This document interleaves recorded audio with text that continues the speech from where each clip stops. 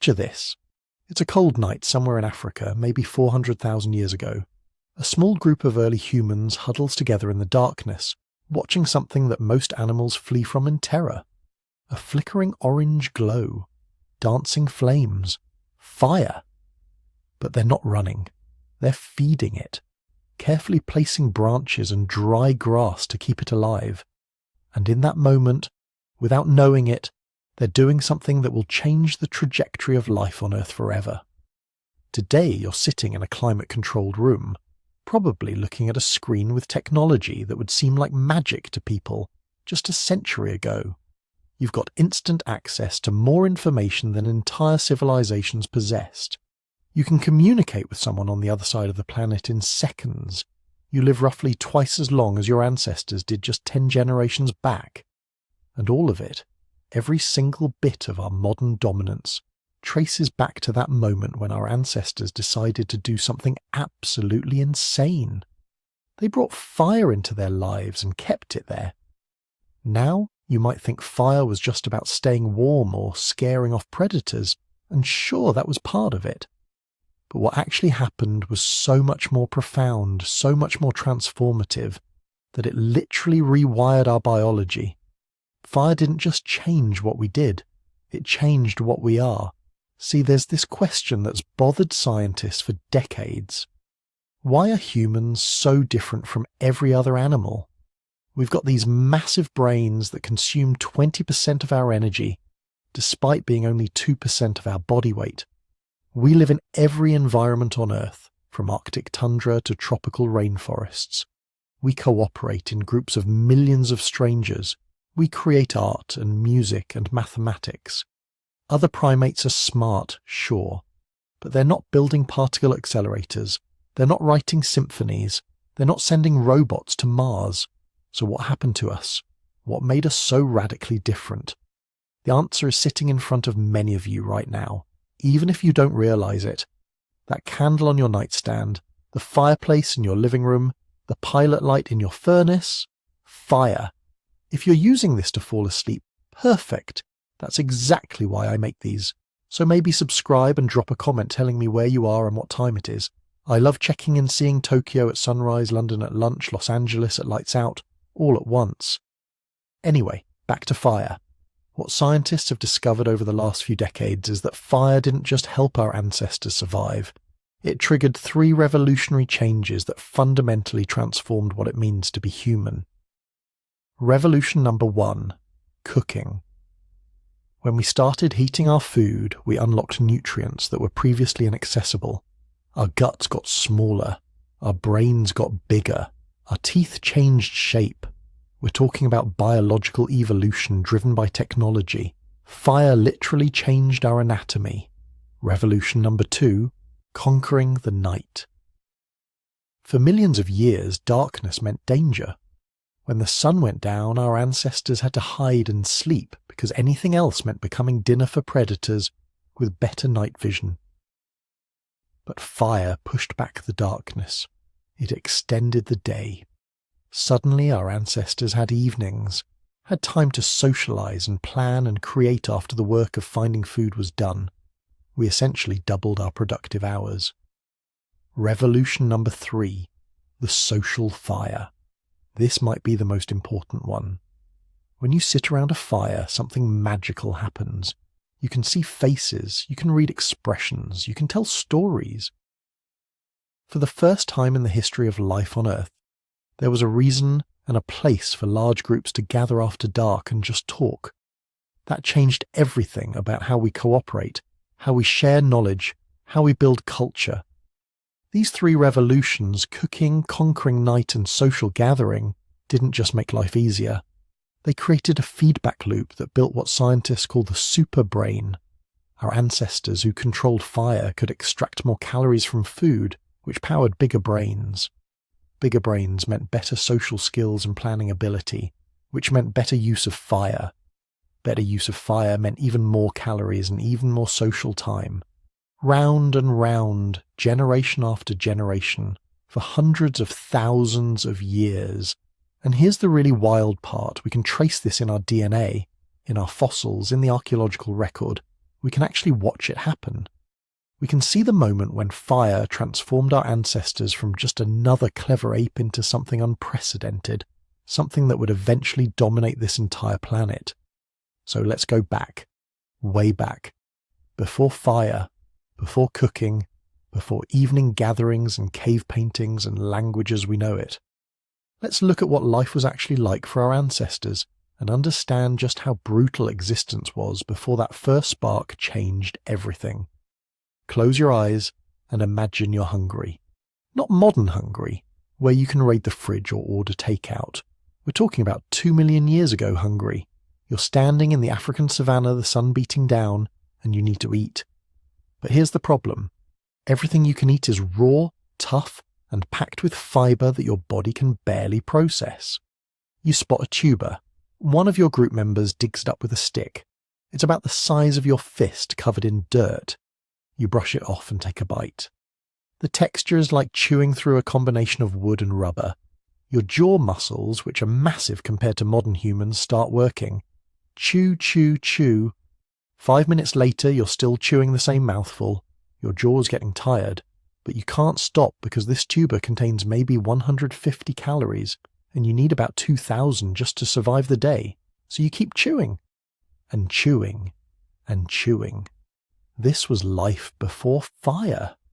This was the harsh, unforgiving reality that shaped human evolution for millions of years. And understanding just how brutal it was makes what comes next seem absolutely miraculous. Let's talk about the digestive burden first, because this is where the pre-fire existence really gets desperate. Modern humans spend maybe 30 minutes to an hour eating each day. We sit down, consume processed cooked food, and move on with our lives. Our ancestors. They spent a minimum of 6 hours daily just eating.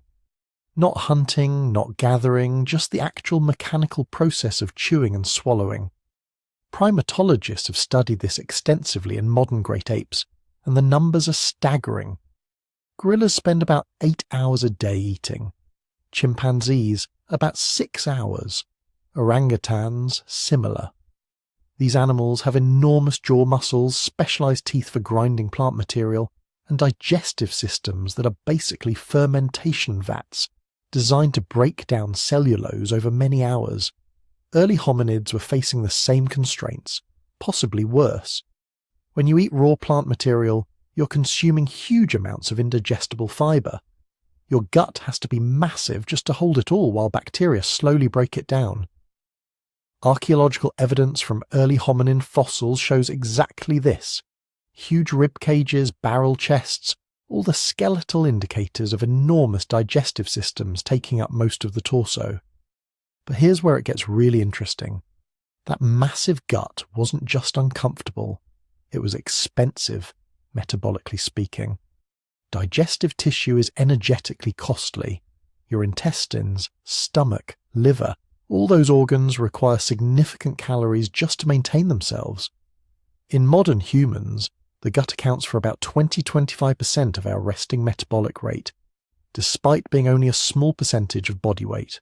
For early hominids with guts twice the size of ours, this metabolic cost would have been even higher. You're spending enormous energy just to digest food that provides barely enough energy to justify eating it in the first place.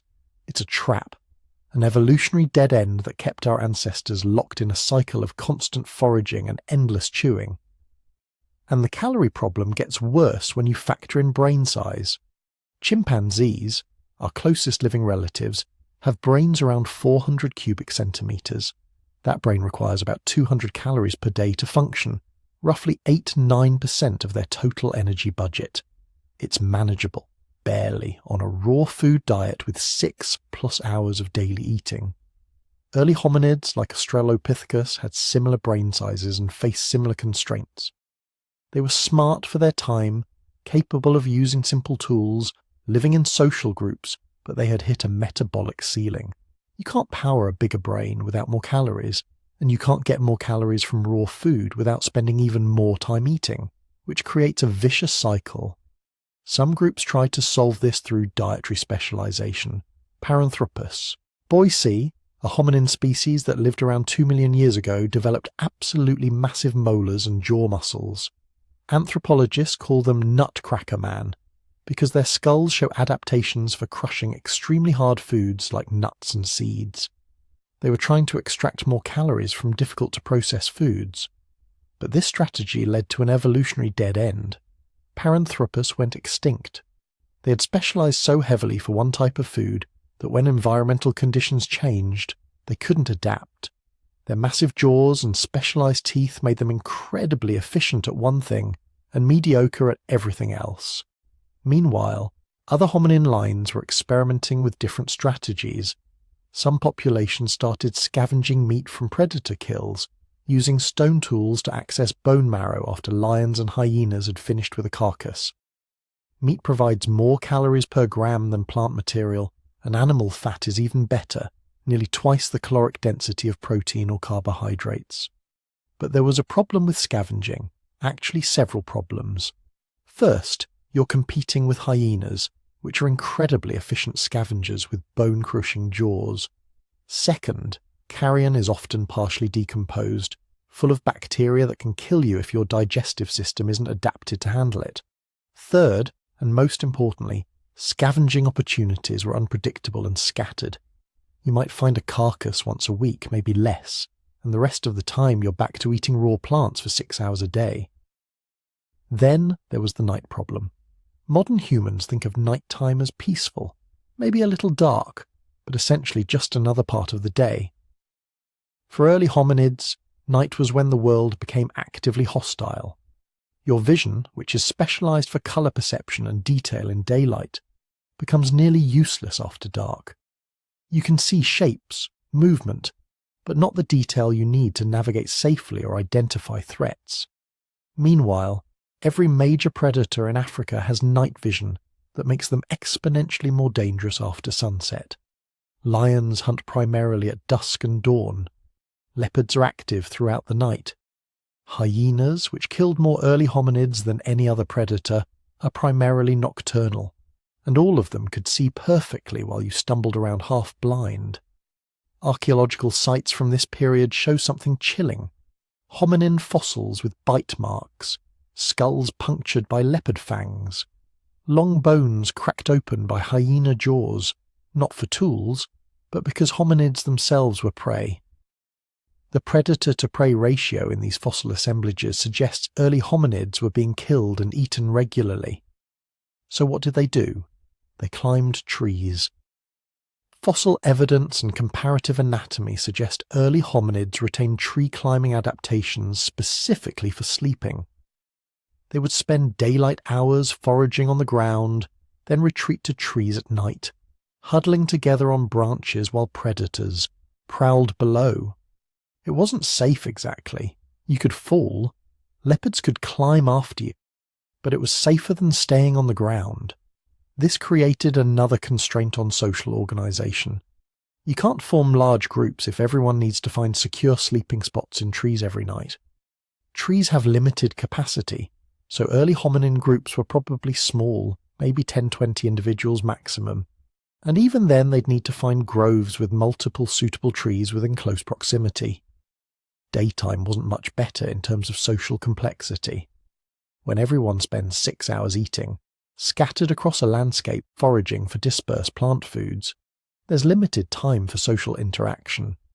You can't develop sophisticated communication when your day consists of waking up, climbing down from trees, walking to foraging sites, chewing for 6 hours, walking to sleeping sites, climbing trees, and sleeping.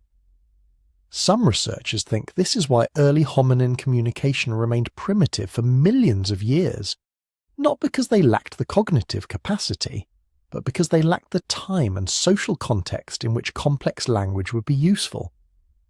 When you're chewing tubers for 6 hours, you can't talk. When your group is scattered across half a square mile foraging, you can't have extended conversations. The geographical constraints were equally limiting. Early hominids were trapped in relatively narrow ecological zones. They needed year-round access to plant foods, water sources, and some degree of tree cover for nighttime safety. This meant they were restricted primarily to woodland savanna mosaics in east and southern Africa. Climate records from this period show how limiting this was. Between 2 and 3 million years ago, global climate was becoming increasingly variable. Wet periods alternated with dry periods, sometimes quite abruptly. When conditions were good, hominin populations could expand into marginal habitats. When droughts hit, they contracted back into core refuge areas or went extinct. Genetic diversity studies of modern humans, extrapolated backward, suggest early hominin populations were probably quite small, maybe tens of thousands of individuals maximum, possibly much fewer. They were living on the edge, always a few bad years away from extinction. Now here's where the archaeological mystery comes in, because scientists have been arguing about when fire use actually began for decades, and the evidence is frustratingly ambiguous. The earliest widely accepted evidence of controlled fire use comes from sites in Africa and the Middle East dating to about 400,000 years ago. These sites show burned bones, charred plant remains, and discoloured sediments in patterns that suggest intentional fires rather than natural wildfires. But there are tantalising hints of much earlier fire use. A site in South Africa called Wonderwerk Cave has evidence of burned bone and plant ash dating to 1 million years ago. Another site in Kenya, Chesawanja, has burned clay fragments potentially dating to 1.4 million years ago. And some researchers think they found evidence of fire use at Swartkrans Cave in South Africa, dating back nearly 1.5 million years. The problem is that proving early fire use is extraordinarily difficult. Wildfires happen naturally in Africa. Lightning strikes, volcanic activity, spontaneous combustion of plant material, all these can create burned materials that look similar to what humans would produce. To prove intentional fire use, you need to show repeated burning in the same location, evidence of fire maintenance, burned materials that wouldn't naturally burn together, things that are hard to preserve over millions of years. Some researchers think our ancestors might have been using fire opportunistically, long before they learned to create and maintain it. Imagine a wildfire sweeps through an area. Our ancestors observed that animals killed by the fire are easier to eat, that certain plants become more digestible when burned.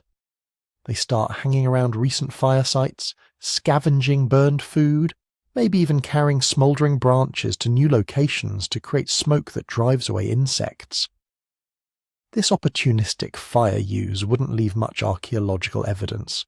No hearths, no fire pits, just occasional interactions with natural fires.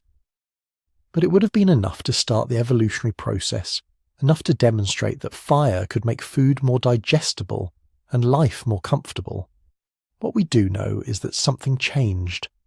Somewhere between 2 million and 400,000 years ago, some population of hominids began to use fire systematically enough that it transformed their biology. We know this because the fossil record shows dramatic changes during this period. Brain sizes increasing, gut sizes decreasing, teeth getting smaller, jaw muscles becoming less robust. These changes couldn't happen on a raw food diet. The energetic math doesn't work. The only way to power a larger brain with a smaller gut is to increase the caloric availability of your food. And in the pre-agricultural world, there's only one way to do that at scale: fire. But understanding how that transition actually happened, when our ancestors moved from helpless prey huddling in trees to masters of flame reshaping the world, that's where the story gets really interesting. Imagine being one of our ancestors 1.5 million years ago. You're walking across the African savannah with your small group, maybe 15 or 20 individuals. The dry season has been brutal. Waterholes are disappearing. Game is scarce. Everyone's hungry, everyone's tired, and everyone's constantly watching the horizon for predators. Then you see it. Smoke rising in thick black columns from the forest ahead. You smell something acrid, terrifying, completely unlike anything in your normal experience. And you hear a sound that makes your blood run cold, a deep crackling roar that seems to be eating the landscape itself. Fire. Every instinct in your body screams, run. And that's exactly what most animals do. You've seen it before, those rare times when lightning strikes during the dry season and ignites the grasslands. Herds of antelope stampeding in panic, lions and hyenas fleeing side by side, predator and prey united in terror. Birds rising in enormous clouds, their cries filling the air. Fire is death. Fire is the thing that consumes everything. Trees that have stood for generations, gone in minutes. Tall grass that provides cover and food reduced to ash. Animals caught in the wrong place at the wrong time, their charred remains scattered across blackened earth. So, you run. Of course you run. You gather your group and you move away from the smoke, away from the heat, away from the terrible roaring sound. You spend the night in a different part of your territory, huddled together watching the orange glow on the horizon. But the next day, something makes you come back. Maybe it's hunger. Maybe it's curiosity. Maybe it's just the need to check if your familiar territory is still usable. You approach carefully, ready to flee at the first sign of danger. The landscape is transformed. What was forest is now open ground. What was tall grass is now ash. The air still smells of smoke, and heat rises from patches of ground that are still warm to the touch. But the fire itself is gone. It burned through and moved on, or burned itself out when it reached a river or rocky area with nothing left to consume. Then you notice something else. Bodies. Animals that didn't escape in time, but they're not like the carcasses you're used to finding. These ones smell different. And when you approach one cautiously, expecting it to be burned beyond recognition, you discover something extraordinary. The outside is charred and black, yes, but when you tear into it with your teeth and fingers, the meat inside is different, softer, easier to chew. And the taste is something entirely new, richer somehow, more satisfying than any raw meat you've ever eaten. This is the moment. This is when everything changes, even though nobody knows it yet. You're eating cooked meat for the first time in human history. You don't have a word for cooked. You don't understand what heat does to proteins and fats. You just know that this food is better than anything you've tasted before. And you're not alone. Other scavengers have figured it out too. You see other human groups picking through the burned landscape. You see baboons and even some large birds, all taking advantage of this sudden abundance of easily accessible food. For a few days, the usual competition for resources is suspended. There's enough fire-cooked meat for everyone, but then it's gone. The edible carcasses are consumed. Predators and scavengers pick the bones clean. Rain comes and washes away the ash. Within weeks, the landscape begins to recover. Green shoots pushing up through the blackened ground. And the memory of that amazing food begins to fade, except it doesn't fade completely. Some individual in some group somewhere remembers, and the next time they see smoke on the horizon, instead of just running away, they wait. They watch from a safe distance, and when the fire passes, they move in quickly to claim whatever food it left behind. This is the first stage of human fire use. Not control, not creation, just opportunistic exploitation. Following wildfires the way vultures follow predators, waiting for a chance to scavenge whatever the destruction left behind. And this stage lasted a very, very long time. Maybe 500,000 years. Maybe more. The archaeological evidence is frustratingly ambiguous, partly because natural fires and human-controlled fires look similar in the fossil record. A layer of ash with burned bones could be from a wildfire that our ancestors scavenged, or it could be from a campfire they deliberately maintained. But there are clues. Wonderwork Cave in South Africa gives us some of the earliest evidence. Around 1 million years ago, somebody was using fire in that cave. We know this because the ash layers are too consistent, too controlled to be natural. Wildfires don't burn in the same spot repeatedly over thousands of years. Humans maintaining campfires do. At Gesher Beno Yaakov in Israel, dated to about 790,000 years ago. Archaeologists found something even more telling. Multiple hearths, deliberately constructed fire pits arranged in patterns suggesting organized living spaces, clusters of burned flint tools and animal bones that indicate systematic use of fire for cooking and tool making. This isn't opportunistic scavenging anymore. This is control. But even control isn't creation. There's a huge difference between maintaining fire and making fire. Maintaining fire means you found it somewhere, probably from a lightning strike or volcanic activity, and you kept it alive. You fed it with wood and grass. You protected it from wind and rain. You carried embers with you when you moved camp, keeping them alive in bundled bark or animal dung, anything that would smoulder slowly without flaming out. Creating fire means you can make it appear from nothing. You can take dead wood and rocks or sticks and create flame through friction or percussion.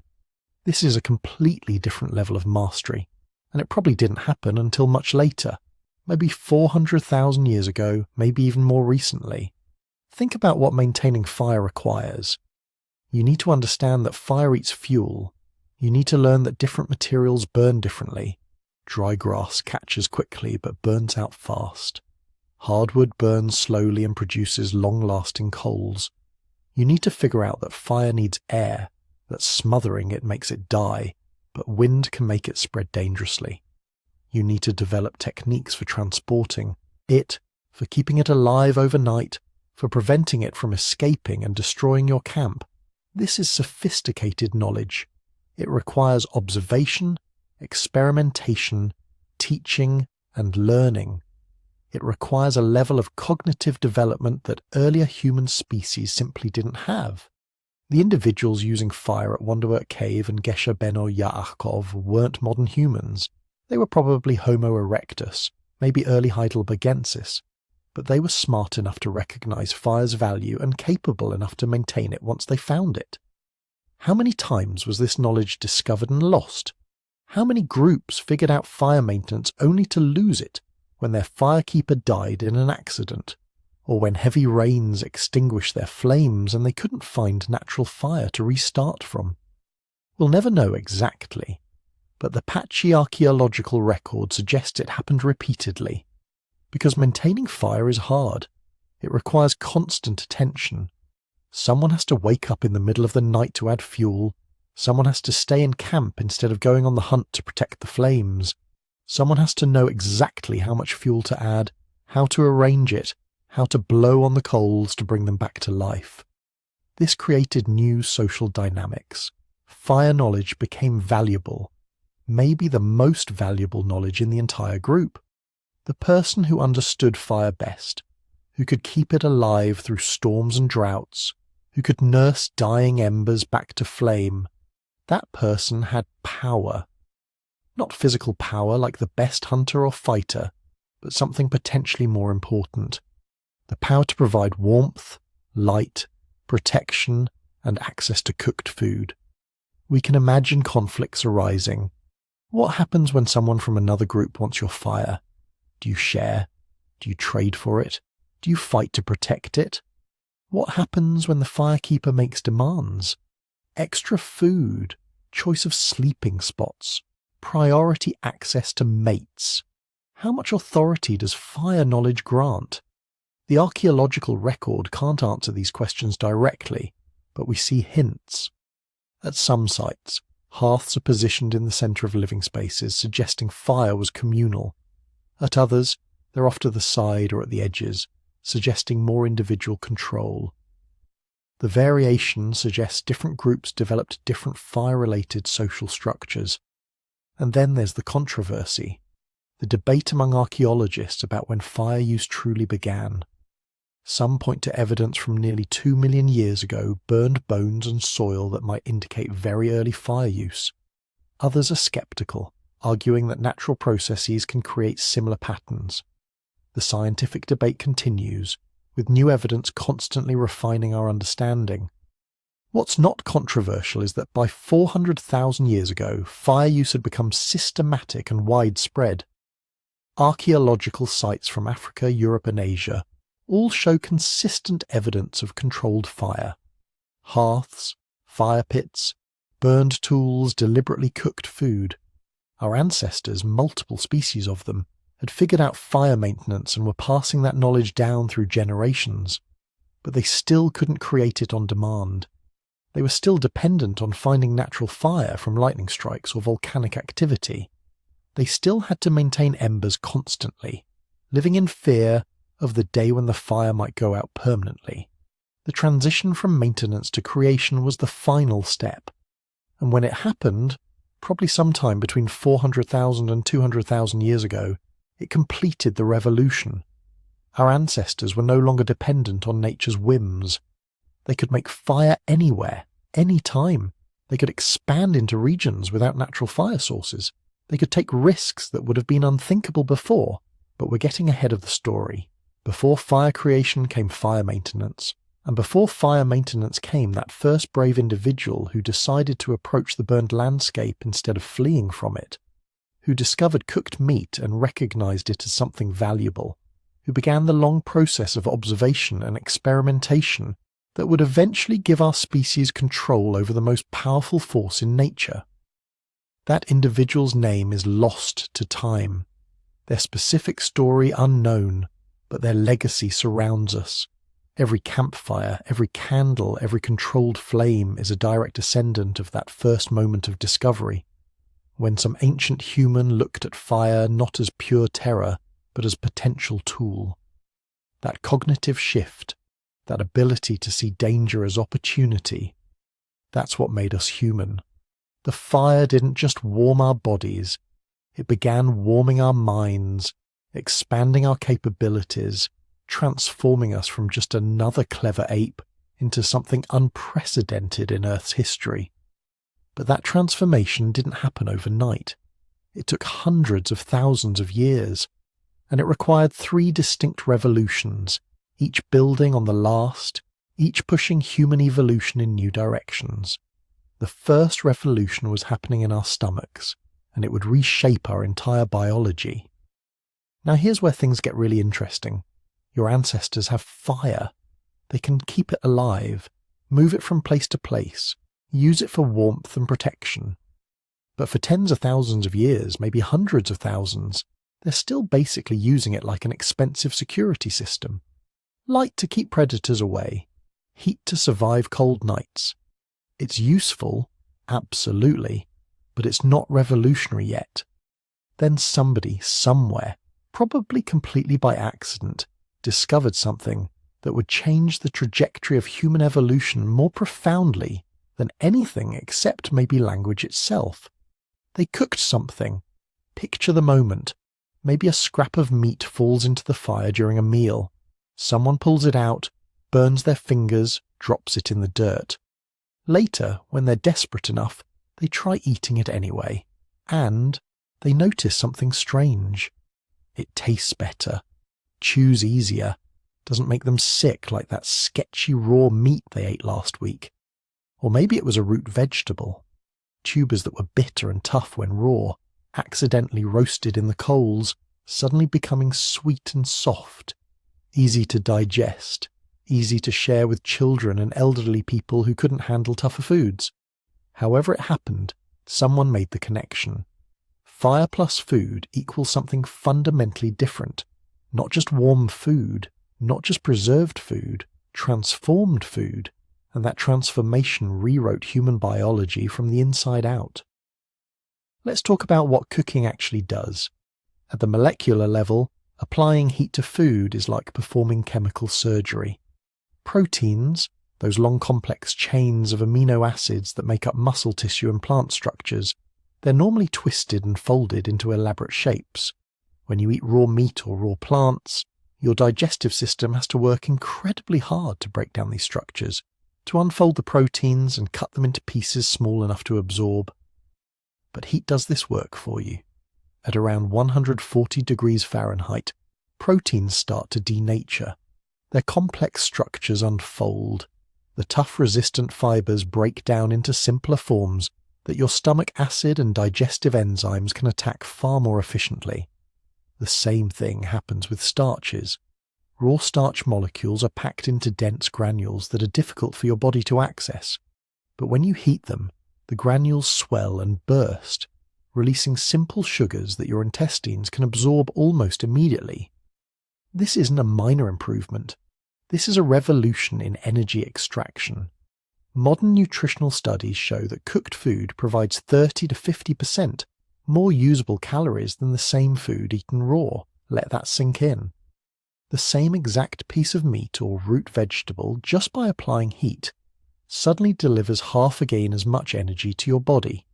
For an animal living on the edge of starvation, which describes most of our ancestors most of the time, this is the difference between life and death. This is finding a secret cheat code in the video game of survival. But the caloric explosion was just the beginning. Cooking also kills pathogens. Bacteria, parasites, viruses, all the microscopic horrors that turn raw meat into a game of digestive Russian roulette. Heat destroys them. A piece of meat that might have been crawling with dangerous microbes becomes safe to eat after just a few minutes over fire. This meant lower rates of food poisoning, fewer parasitic infections, less energy wasted fighting off pathogens. Your immune system, which normally has to work overtime processing the constant assault of microorganisms from raw food, could suddenly relax a little.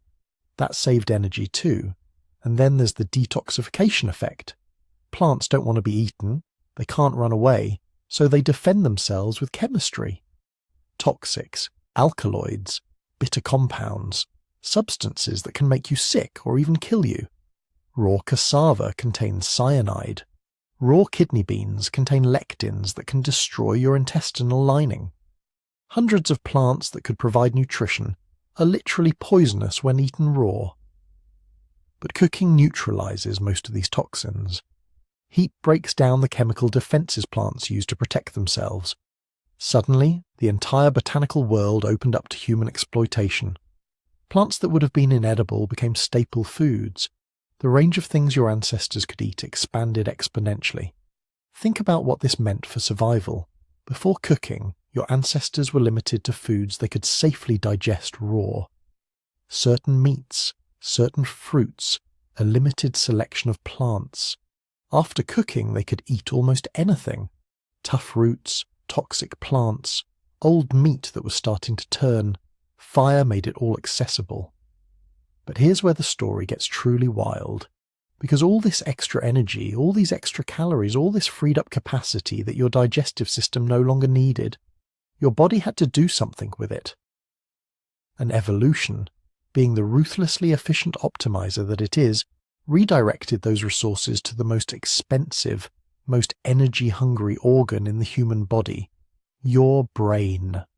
This is what anthropologists call the expensive tissue hypothesis.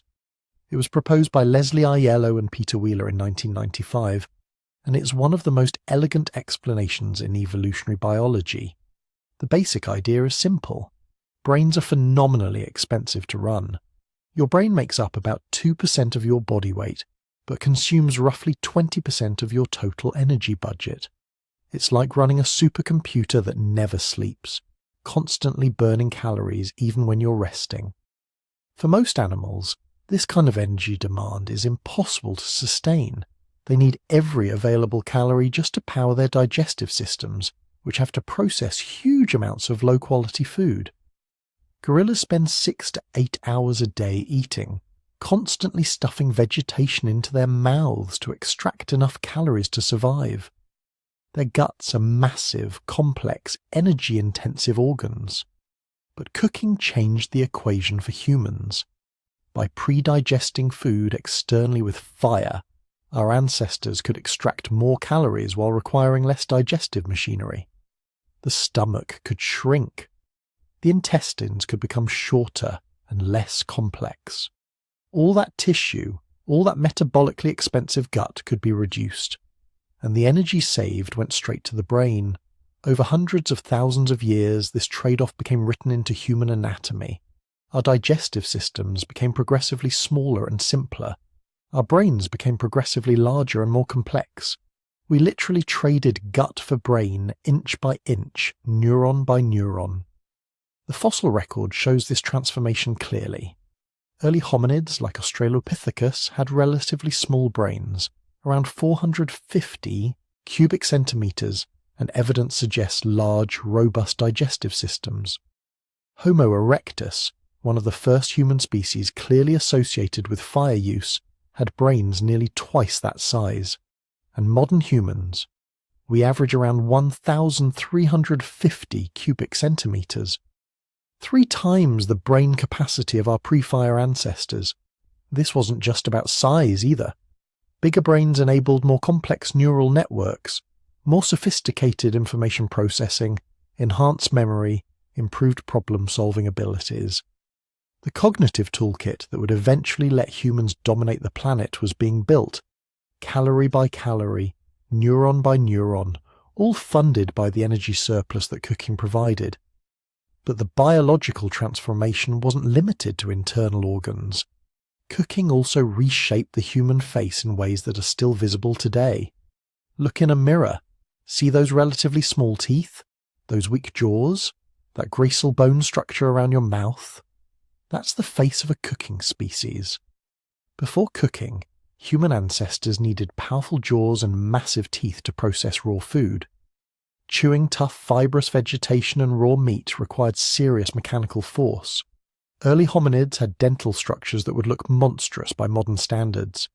Huge molars for grinding, prominent brow ridges to anchor massive chewing muscles, thick jaw bones to withstand constant stress.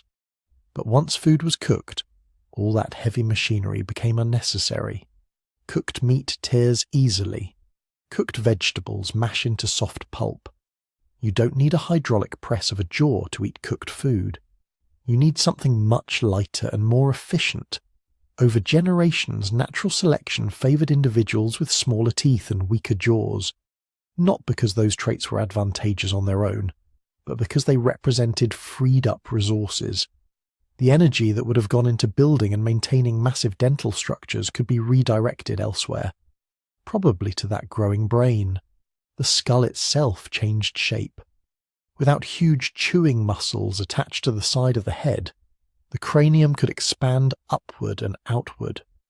The distinctive rounded skull of modern humans, so different from the elongated, heavy-browed skulls of our ancestors, is partly a consequence of reduced chewing demands. We quite literally have the faces we do because our ancestors started cooking their food 1 million years ago. But perhaps the most underappreciated revolution cooking brought was temporal, time itself. Consider how much time it takes to eat. Modern humans eating cooked food typically spend around an hour a day consuming meals. Maybe 2 hours if you're really enjoying yourself, but raw food takes far longer to process. Primates eating raw diets spend 5 to 6 hours a day just chewing. Gorillas, like I mentioned, can spend up to 8 hours eating. That's 1/3 of their entire day, every day, devoted to mechanically breaking down food. Your ancestors, before cooking, faced the same constraint. To get enough calories from raw food to fuel their relatively large brains, they would have needed to spend huge portions of every day eating, time they couldn't spend making tools, time they couldn't spend planning hunts, time they couldn't spend teaching their children or maintaining social relationships. Cooking broke this constraint. By pre-digesting food with fire, early humans could extract their daily calorie requirements in a fraction of the time. Suddenly there were hours available, empty hours that could be filled with other activities. Tool-making became feasible. You could spend an afternoon carefully crafting a better spear point because you weren't constantly interrupted by the need to forage and eat. Social bonding became possible. You could sit around the fire with your group, sharing stories and strengthening relationships while your food cooked itself. This time, liberation might have been just as important as the caloric surplus. Human culture, the accumulation of knowledge across generations, requires time to transmit. Parents teaching children, elders sharing wisdom, skilled individuals demonstrating techniques. All of this takes time that simply wasn't available to species spending half their waking hours chewing. Cooking created that time, and with that time came everything we recognize as distinctly human. Art, music, storytelling, elaborate tool traditions, strategic planning, abstract reasoning. All of it became possible because our ancestors weren't spending 6 hours a day mechanically processing raw vegetation. But here's the truly mind-blowing part. This transformation was so complete, so total, that it became irreversible. Modern humans, despite being genetically almost identical to our ancestors from 200,000 years ago, literally cannot survive on raw food alone. Studies of modern raw food enthusiasts show this clearly.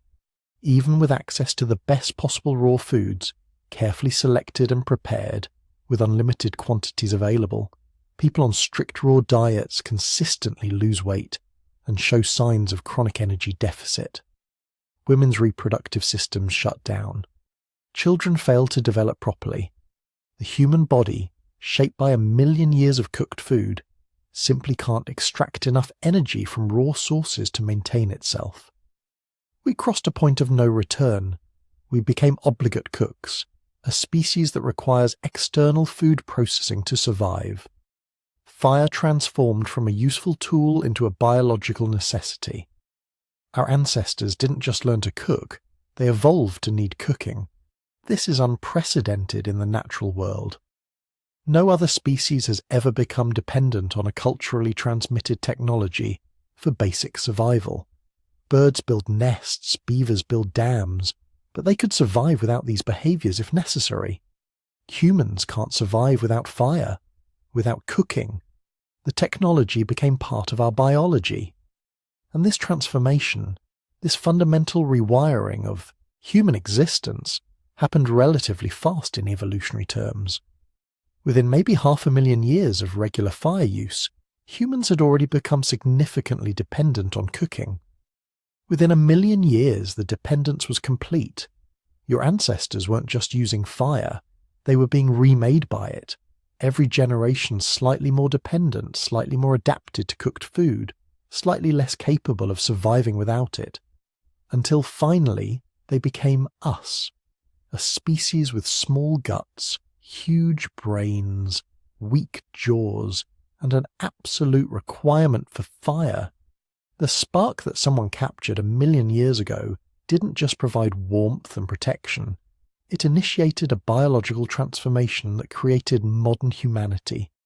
We are quite literally the cooking ape, the species that learned to digest with fire instead of just with our guts. And this was just the first revolution. The biological transformation was profound, but it was also just the beginning. Because once fire became central to human survival, once every group carried embers and kindled flames every evening, something even more remarkable started happening. The night, which had always been humanity's enemy, was about to become our greatest asset. But cooking was just the beginning. Fire was about to solve an even more fundamental problem, one that had constrained every species of human that had ever lived. The problem of darkness. Picture your ancestors before fire. Not just before controlled fire, but before any regular relationship with flame at all. These early humans lived on a strict schedule dictated entirely by the sun. When light faded, their world shrank to almost nothing. They couldn't see predators approaching. They couldn't work. They couldn't travel safely. They could barely even socialize effectively in the dark. So what did they do? They found the best shelter they could. Maybe a cave, maybe a dense thicket. Maybe just a spot against a rock face where they could put their backs to something solid. Then they huddled together and waited for dawn. But they couldn't really sleep. Not deeply. Not the way you sleep in your bed with the doors locked and the lights off. Because the night belonged to predators. Think about what that means. Really think about it. You're sitting in near total darkness. Your visual cortex, which takes up a massive chunk of your brain's processing power, is essentially useless. You can barely see your hand in front of your face, let alone a leopard stalking through the grass 20 feet away. But the leopard sees just fine. Cats have a reflective layer behind their retinas called the tapetum lucidum. It's like a biological mirror that reflects light back through the eye, giving them exceptional night vision. To a leopard, a moonlit night might as well be midday. And leopards weren't the only problem. Hyenas hunted at night. Lions hunted at night. Wild dogs hunted at night. The whole carnivore community had evolved specifically to exploit the darkness, to hunt prey that couldn't see them coming. So your ancestors developed what sleep researchers call sentinel behavior. You've probably seen it if you've ever watched birds or prey animals resting. They don't all sleep at once. Some members of the group stay alert while others rest, then they switch. In human groups, this meant nobody ever got truly deep sleep. There was always part of your brain on guard, always some neural circuits listening for the snap of a twig, the rustle of grass, the low growl that meant something with teeth had found you. This is exhausting. Your brain needs deep sleep to function properly. During deep sleep, your brain consolidates memories, repairs damage, clears out metabolic waste. Without it, cognitive function degrades rapidly. You become irritable, unfocused, prone to mistakes. Over the long term, chronic sleep deprivation causes serious health problems. But our ancestors didn't have a choice. The night was dangerous. Vigilance was mandatory. Evolutionary pressure favoured individuals who could function on fragmented sleep, who could snap awake at the slightest sound. This shaped human sleep patterns in ways we can still see today. Modern humans are naturally light sleepers compared to many other primates. We wake easily. We're hyper-alert to unusual sounds during sleep. This isn't a bug in our programming. It's a feature, evolved over millions of years of sleeping while lions prowled in the darkness. Then came fire, and everything changed.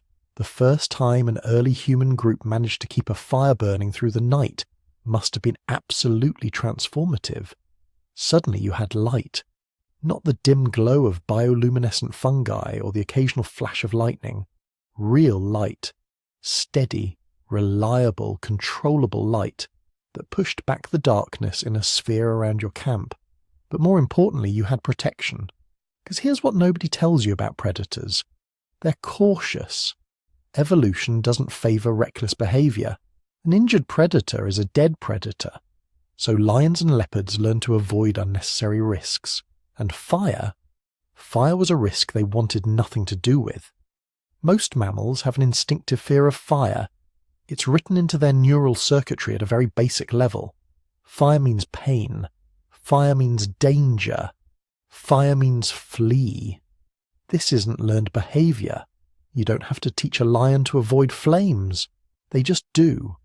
So when your ancestors learned to maintain fires at night, they created something revolutionary. A predator-free zone. A bubble of safety in the middle of the dangerous African night. For the first time in the history of the human lineage, people could relax after sunset. They didn't need constant vigilance. The fire was their sentinel. Any predator approaching the camp would see the flames and veer away. And if one was bold enough or desperate enough to approach despite the fire, the humans would see it coming. The firelight extended their visual range dramatically.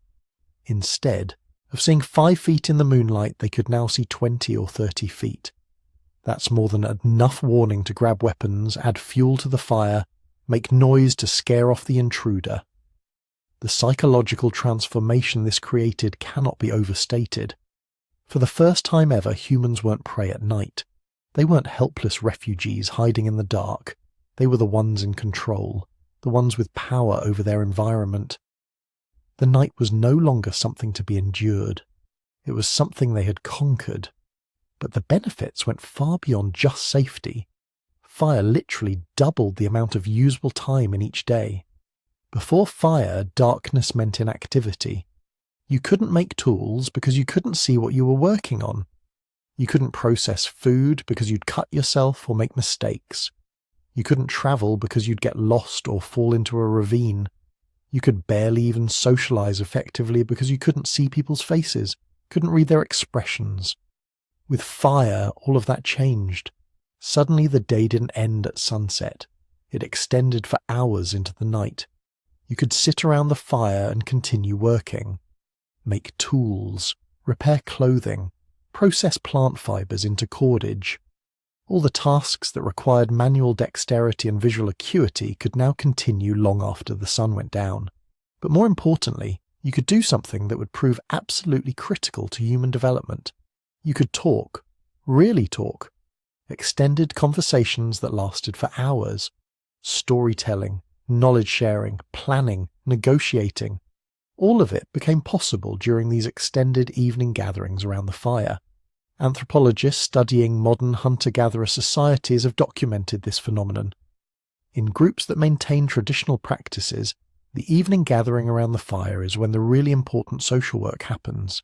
That's when elders tell stories about the ancestors, when hunters plan the next day's activities, when disputes get resolved, when young people learn the skills and knowledge they'll need as adults, when romantic relationships develop.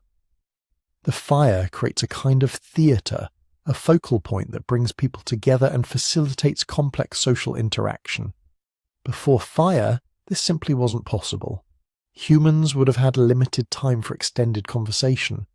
Most communication would have happened during the day while foraging or travelling. But activities during the day are distracting. You're watching for predators, looking for food, navigating terrain. Your attention is divided. At night, around a fire, your attention can focus completely on each other. This is where human culture truly began to develop. Not during the busy, distracted daylight hours, but during the quiet, focused evening gatherings. This is where language became more sophisticated, where stories developed, where knowledge accumulated across generations, where the foundations of human civilization were laid, one conversation at a time around countless fires over hundreds of thousands of years. And there was another benefit: sleep quality. Once humans had fire for protection, they didn't need sentinel behavior anymore. The whole group could sleep at once, deeply, the kind of restorative sleep that allows the brain to function at its full capacity. This created a positive feedback loop. Better sleep meant better cognitive function. Better cognitive function meant better problem solving, better tool making, better social organization. Better social organization meant more successful groups that could maintain fires more reliably. More reliable fires meant even better sleep. Round and round, each improvement reinforcing the others. We can see evidence of this in the archaeological record. Sites with clear evidence of controlled fire use also show evidence of increasingly sophisticated cultural practices. More complex tools, better organization, signs of symbolic thinking. The fire and the brain were evolving together, each enabling the other to reach new heights. But perhaps the most revolutionary aspect of fire wasn't what it did during the night. It was what it did to geography itself. Before fire, humans were essentially tropical animals. Our hairless bodies, our sweat glands, our whole physiology was optimized for hot climates. We could survive in temperate zones during summer, but winter was a serious problem. Without fur, without the ability to hibernate, without fire, cold climates were essentially off limits. Fire changed that completely. For the first time, humans could create their own microclimate, a sphere of warmth around them regardless of the ambient temperature. This wasn't just comfort, this was survival. The human body functions optimally within a very narrow temperature range. Get too cold and your metabolism slows down, your thinking becomes sluggish, your fingers lose dexterity. Eventually you die. But with fire you could maintain body temperature indefinitely. You could sleep through freezing nights. You could work during cold days. You could venture into territories that would have been lethal without flame. This unlocked entire continents. Northern Europe, Northern Asia, eventually North America. All became accessible to humans because of fire. Species that couldn't control fire remained trapped in tropical and subtropical zones. But humans with fire could go anywhere. And they did.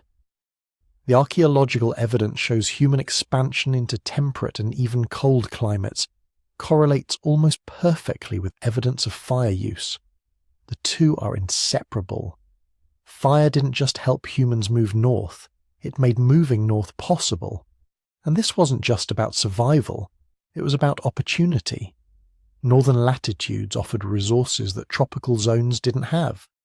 Massive herds of large mammals, abundant fish in cold rivers, different plants, different stones for tool making, different opportunities for human groups willing to brave the cold.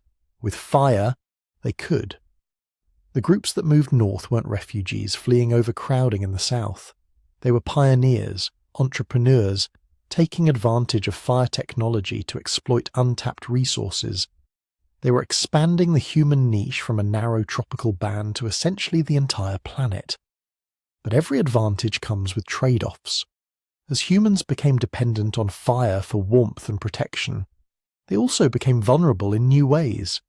Lose your fire in a cold climate, and you're in serious trouble. Let your fire go out at night in predator territory, and you're back to being prey. This created intense selection pressure for groups that could maintain fire reliably. The archaeological record shows increasingly sophisticated fire management techniques over time, better hearth construction, stone rings to contain flames, evidence of fire maintenance, careful banking of coals overnight so they could be rekindled easily in the morning. These weren't just practical skills, they were survival skills. Groups that couldn't maintain fire didn't last long in challenging environments. Groups that could become the ancestors of everyone who came after. We're all descendants of the fire keepers, all products of hundreds of thousands of years of selection for fire management ability. It's written into our psychology, the comfort we feel around flames, the almost hypnotic fascination we have with watching fire, the instinctive satisfaction of tending a fire, adding fuel, adjusting the flames. But fire had given humans something even more precious than warmth and protection. It had given them time to think, time to talk, time to develop the complex social bonds and cultural knowledge that would eventually separate us from every other species on the planet. The night shift had begun, and humanity would never be the same, but something else was happening around those flames, something that would matter just as much as the nutritional revolution, maybe even more. Fire was turning us into social creatures in ways no other species had ever experienced. Think about fire for a moment. Really think about it. It's not just a cooking tool. It's not just a predator deterrent. Fire is a magnetic force. It draws you in.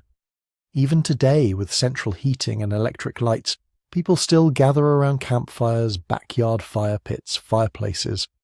There's something hypnotic about flames, something that makes us want to sit close, stare into the dancing light, and just be together. For your ancestors a million years ago, this magnetic quality of fire created something unprecedented in the natural world. The hearth, the first human institution, the original social centre. Before fire, your ancestors would have spent their evenings like other primates do, scattered, nervous, huddled in trees or caves trying to stay safe until dawn. Social interaction after dark was basically impossible. You couldn't see faces, couldn't read expressions, couldn't communicate effectively. So you just endured the night alone or in silent clusters waiting for sunrise. Fire changed everything. Suddenly darkness wasn't the end of social time. It was the beginning of something entirely new. Picture a typical evening 800,000 years ago. Your group of maybe 20 people has spent the day foraging, hunting, processing food. As the sun drops toward the horizon, instead of scrambling for sleeping spots, they converge on the fire. The flames are already burning. Someone kept them alive through the day, adding fuel periodically, protecting the embers. This itself required a level of responsibility and forward thinking that was completely new in the animal kingdom. As twilight fades, the fire becomes the only light source. Everyone naturally arranges themselves in a circle around it, not because someone told them to. The physics of firelight simply creates this configuration. You want to be close enough to see and be warm, but not so close you get burned. You end up facing each other across the flames, and there you sit, for hours, with nothing to do but look at each other and communicate. This was revolutionary. Anthropologists estimate that fire gave our ancestors an extra 4 to 5 hours of social time every single day. Think about that accumulation. 4 hours a day, 7 days a week, 52 weeks a year, generation after generation. That's thousands of hours of additional face-to-face social interaction per person, per year. But it wasn't just quantity, it was quality. The hearth created a completely unique social environment.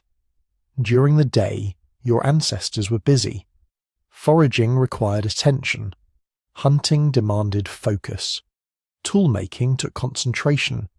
Social interaction happened, sure, but it was fragmented, purposeful, task-oriented. Around the fire, people could just be together. The work was done, the food was cooking, nothing required immediate attention. For the first time in primate evolution, individuals could engage in sustained, relaxed, face-to-face social interaction without any other pressure or purpose. This is where storytelling was born, not as entertainment, though it became that, as necessity. Humans are meaning-making machines, and when you give us hours of social time with nothing else to do, we start constructing narratives. Imagine you're sitting around that fire. Someone gestures toward the darkness and makes sounds describing the animal they saw today. Not just warning sounds, detailed sounds, descriptive sounds. They're trying to communicate something complex, where the animal was, how big it was, whether it seemed dangerous or edible. Others listen intently. Someone else adds information. Maybe they saw the same animal yesterday in a different location. Now you're tracking patterns, predicting behavior, planning tomorrow's activities based on shared information. This isn't instinct. This is culture. Knowledge being transferred through communication rather than genetics. And it's happening because fire gave you the time and the setting to make it possible. But storytelling evolved beyond practical information sharing. It became something stranger, more abstract. People started describing things that happened in the past, not yesterday, but seasons ago, years ago. They told stories about ancestors who were no longer alive, about places they'd been when they were younger, about dangers they'd survived and lessons they'd learned. This required a cognitive leap that still makes scientists scratch their heads. You have to understand that other people have mental states, that they can hold information you don't have, that their past experiences which you didn't witness can be valuable to you in the present.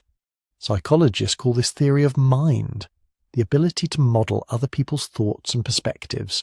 It's something humans excel at and most other animals struggle with, and the evidence suggests it evolved primarily around fires. Why? Because firelight gatherings created the perfect environment for theory of mind to develop. You're sitting there for hours, watching faces flicker in and out of the light. You start noticing expressions. This person looks worried. That person seems excited. Over time, you get better at reading these subtle cues.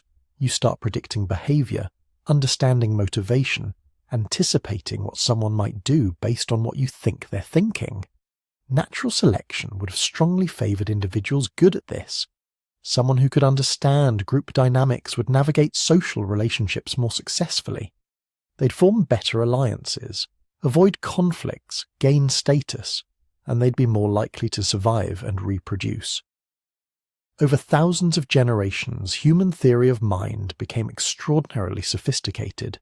We became the mind-reading apes, not telepathic, but remarkably good at inferring thoughts, intentions, and emotions from minimal cues.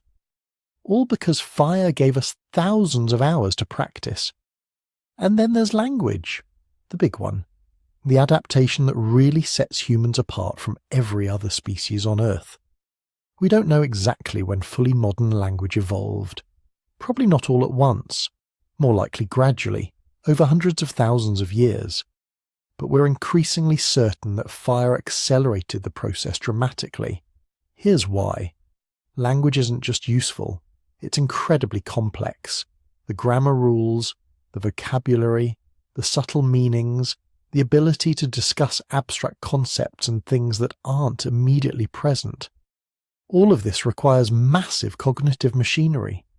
Your brain dedicates huge amounts of processing power to language, more than to almost anything else you do. For such a costly adaptation to evolve, it needs to provide enormous benefits, and those benefits need to be used constantly, not just occasionally. You need situations where communication is so important that people with slightly better language skills have significantly better survival and reproduction rates. The cooking hypothesis for language evolution argues that fire created exactly these conditions. Cooking isn't simple. It requires planning, coordination, and precise timing. You need to gather fuel, keep the fire burning at the right temperature, monitor the food, decide when it's done, share the results fairly. Try doing all that without language. It's possible, sure. Other primates coordinate activities, but it's clumsy, inefficient. You make mistakes. Food gets burned or undercooked. Resources get wasted. Conflicts emerge over distribution. Now imagine a group where individuals can discuss these activities, where someone can say, in whatever proto-language they're using, that the fire needs more wood, where another person can indicate that the food smells like it's almost ready, where the group can agree in advance how the meal will be divided. That group wastes less food, shares more fairly, cooperates more effectively, and they survive better than groups that can't coordinate as well. Over time, the groups with better communication skills outcompete those with worse communication. Language abilities improve generation by generation, but it goes deeper than practical coordination. The social aspects of cooking might have been even more important for language evolution, because cooking wasn't just about nutrition, it was about culture.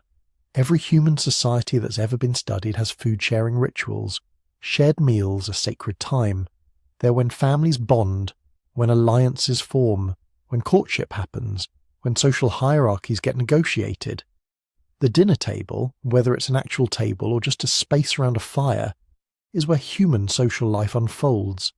This pattern is so universal it has to be ancient. And it has to trace back to those early fires. When your ancestors started cooking food, they also started sharing it in ritualized ways, not just grabbing and eating individually like other primates, but distributing portions, observing protocols, using the meal as a social event. These rituals required language to maintain. You need to communicate expectations, explain traditions to children, negotiate who gets what portion and why. Resolve disputes when someone feels they've been treated unfairly. Without sophisticated communication, the whole system breaks down. So, fire selected for language ability, not just the practical language of coordination, but the social language of relationship building, tradition maintenance, and cultural transmission.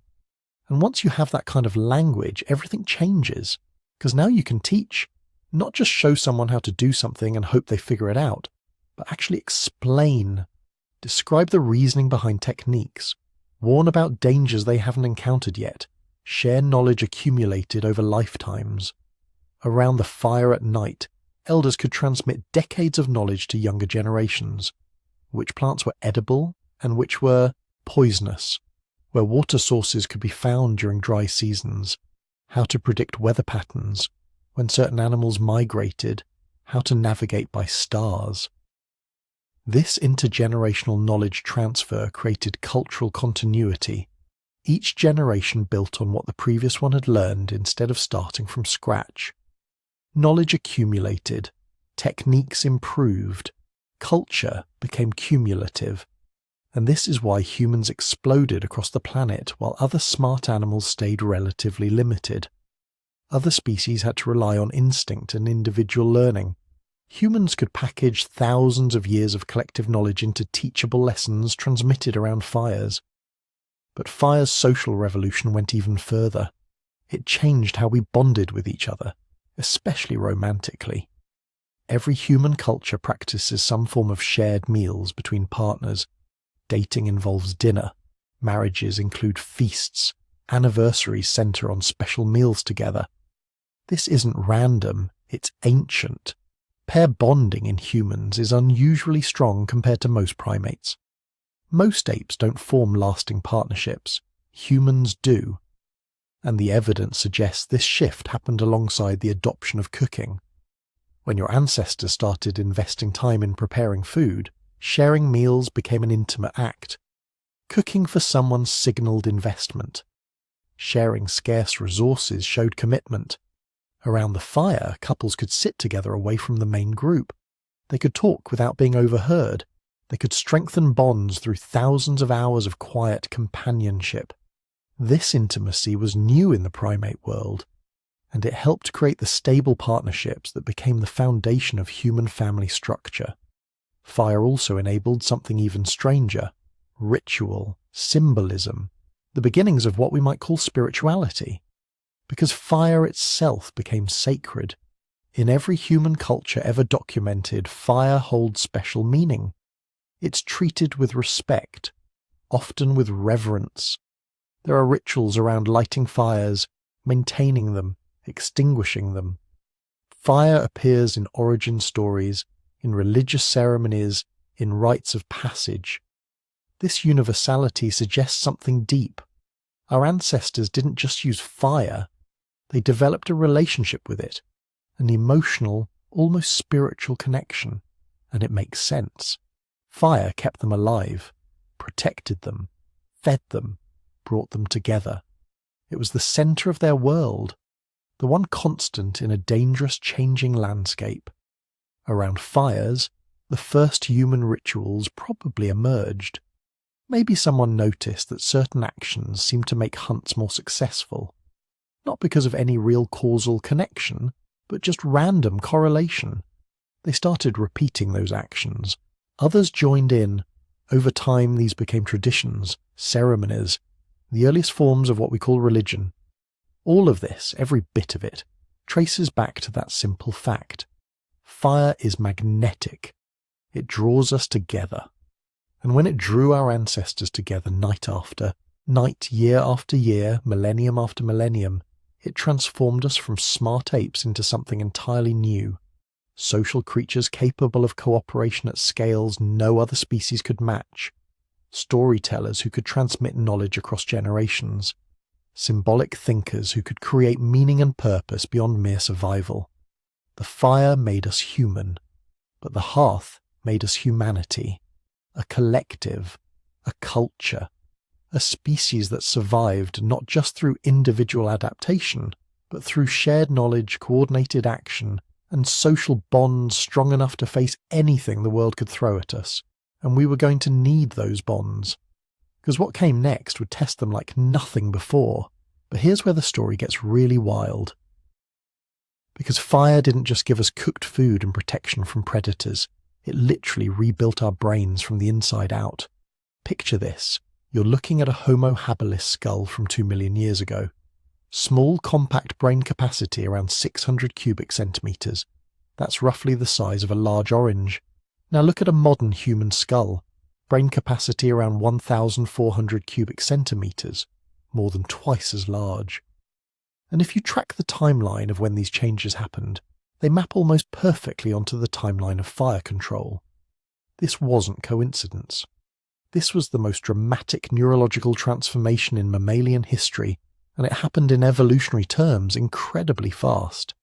Something was driving an explosive expansion of human brain tissue.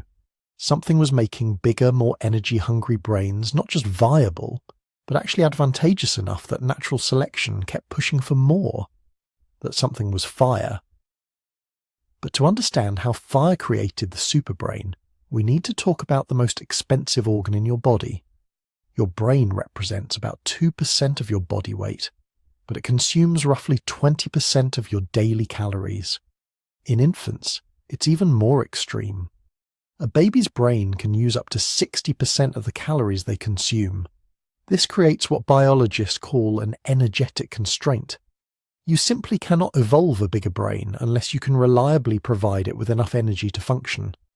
Before fire, this constraint was absolute. Our ancestors could only support brains of a certain size because their digestive systems could only extract a certain amount of energy from raw food. It's like trying to run a supercomputer on a 9-volt battery. The hardware might be capable of amazing things, but without sufficient power, it's useless. Fire removed that constraint. Suddenly, the same amount of food could provide dramatically more calories. The same digestive system could support a much more energy-hungry brain. Natural selection responded immediately. Any mutation that increased brain size, particularly in regions associated with planning, social cognition, and tool use, suddenly became massively advantageous. Within a few 100,000 years, human brain size began expanding at a rate unprecedented in evolutionary history. But it wasn't just getting bigger, it was being fundamentally restructured. The most dramatic changes happened in the prefrontal cortex, the region right behind your forehead. This is your brain's executive control center, responsible for planning, impulse control, abstract thinking, and social reasoning. In other primates, it's relatively small. In humans, it's massively expanded, taking up a much larger proportion of total brain volume than in any other species. And here's the thing. Fire control requires exactly the cognitive abilities managed by the prefrontal cortex. Think about what's involved in maintaining a fire. You need to plan ahead, gathering fuel before the current supply runs out. You need impulse control, resisting the urge to use all your firewood at once even when you're cold. You need to understand abstract concepts like fuel efficiency and heat management. You need to think about the future, considering what might happen tomorrow if you let the fire die tonight. Every time one of your ancestors sat by a fire and made decisions about fuel management, they were exercising their prefrontal cortex. And individuals with slightly better executive function, slightly better planning abilities, slightly more impulse control, they were the ones whose fires didn't go out. They were the ones who stayed warm, kept predators away, and had cooked food ready when they needed it. Over thousands of generations, this created intense selection pressure for enhanced prefrontal function. The individuals with bigger, more sophisticated prefrontal cortexes survived more often, reproduced more successfully, and passed those traits on to their children. Fire was literally selecting for the cognitive abilities required to control fire. It was a feedback loop. Better fire control supported bigger brains. Bigger brains enabled better fire control, which supported even bigger brains. But brain size alone doesn't tell the whole story. The quality of brain tissue matters just as much as the quantity. And here's where cooked food really becomes critical. Your brain is about 60% fat. Not the kind of fat that jiggles, but structural fat, the lipids that make up cell membranes and allow neurons to communicate effectively. The most important of these fats is DHA, docosahexaenoic acid. This long-chain omega-3 fatty acid is absolutely essential for brain development and function. Without adequate DHA, cognitive development is impaired, sometimes severely. The problem is, DHA is hard to come by in nature. The best sources are seafood and fatty meat from wild animals, but raw seafood is dangerous, full of parasites and bacteria. Raw meat, especially organ meat where DHA concentrates, is tough to digest and also potentially contaminated. Before fire, getting adequate DHA required taking serious health risks. After fire, everything changed. Cooked seafood is not only safe, it's one of the most nutrient-dense foods available. Cooked fatty meat becomes highly digestible, and cooking actually makes DHA more bioavailable, easier for your gut to absorb. Suddenly, the nutrients required for building bigger, better brains were abundantly available in forms your ancestors' digestive systems could handle. Archaeological evidence backs this up. Sites showing intensive fire use often also show evidence of systematic seafood consumption. Shell middens near ancient hearths, fish bones in cooking pits. Your ancestors weren't just eating whatever they could catch. They were specifically targeting foods rich in the nutrients their expanding brains required. And there's another factor we need to talk about, something that sounds unglamorous but was absolutely critical. Parasites. Before fire, your ancestors were constantly infected with intestinal parasites, worms, protozoans, bacteria, all consuming nutrients and producing toxins. Modern studies of wild primates show they typically carry multiple parasitic infections simultaneously. These parasites don't just steal calories, they actively impair cognitive function, producing inflammation in the gut that affects brain chemistry. They drain resources that could otherwise go to neural development. Fire killed these parasites. Thoroughly cooked food is essentially sterile, free of the eggs and larvae that would otherwise reinfect people with each meal. Within a generation of adopting cooking, human populations would have experienced a dramatic reduction in parasitic load. Suddenly, all those calories and nutrients that were going to feeding intestinal worms could be redirected to building and maintaining brain tissue. The effect would have been immediate and dramatic. Children growing up with less parasitic stress would develop more robust neural networks. Adults suffering less from chronic inflammation would think more clearly, remember better, solve problems more effectively. This wasn't a subtle advantage. This was a fundamental transformation of human cognitive capacity. But the superbrain wasn't just getting bigger and better nourished. It was being reorganized to handle an entirely new category of challenges. Social challenges. Here's something fascinating. As human brain size expanded, the neocortex grew disproportionately fast. This is the outer layer of the brain, heavily involved in conscious thought, sensory processing, and especially social cognition. In humans, the neocortex is absolutely massive compared to other primates. Anthropologists have found a strong correlation between neocortex size and social group size across primate species. Bigger social groups require bigger neocortexes to manage all the relationships, alliances, and social information. Chimps with social groups of about 50 individuals have appropriately sized neocortexes. Humans, who can maintain stable social relationships with 150 to 200 people, have dramatically enlarged ones. And fire created the conditions for these larger social groups. Those extended evening gatherings around the hearth weren't just entertainment, they were cognitive training sessions. Every night your ancestors practiced reading facial expressions in flickering firelight, interpreting tone of voice, tracking who said what to whom, managing the complex social dynamics of group living. Children growing up around fires were exposed to a level of social information unprecedented in primate evolution. They heard stories about people they'd never met, learned about events that happened before they were born, absorbed the accumulated social knowledge of their entire community. Their developing brains had to process all this information, creating neural networks capable of managing social complexity far beyond what any other species had ever attempted. Natural selection responded by favouring individuals with enhanced social cognitive abilities. People who could read others more accurately, predict social consequences more reliably, and navigate group politics more skillfully. Over hundreds of thousands of years, this created what neuroscientists now recognise as uniquely human social intelligence. And there's one more piece to this puzzle, one that changed everything about how human childhood works: the grandmother hypothesis. Most mammals have a simple life pattern: grow up, reproduce, die. Once females can no longer reproduce, natural selection stops caring about them. There's no evolutionary advantage to living past reproductive age. But human females routinely live decades beyond menopause. Why? Fire changed the economics of survival. Before fire, food preparation was relatively simple. Find something, eat it raw.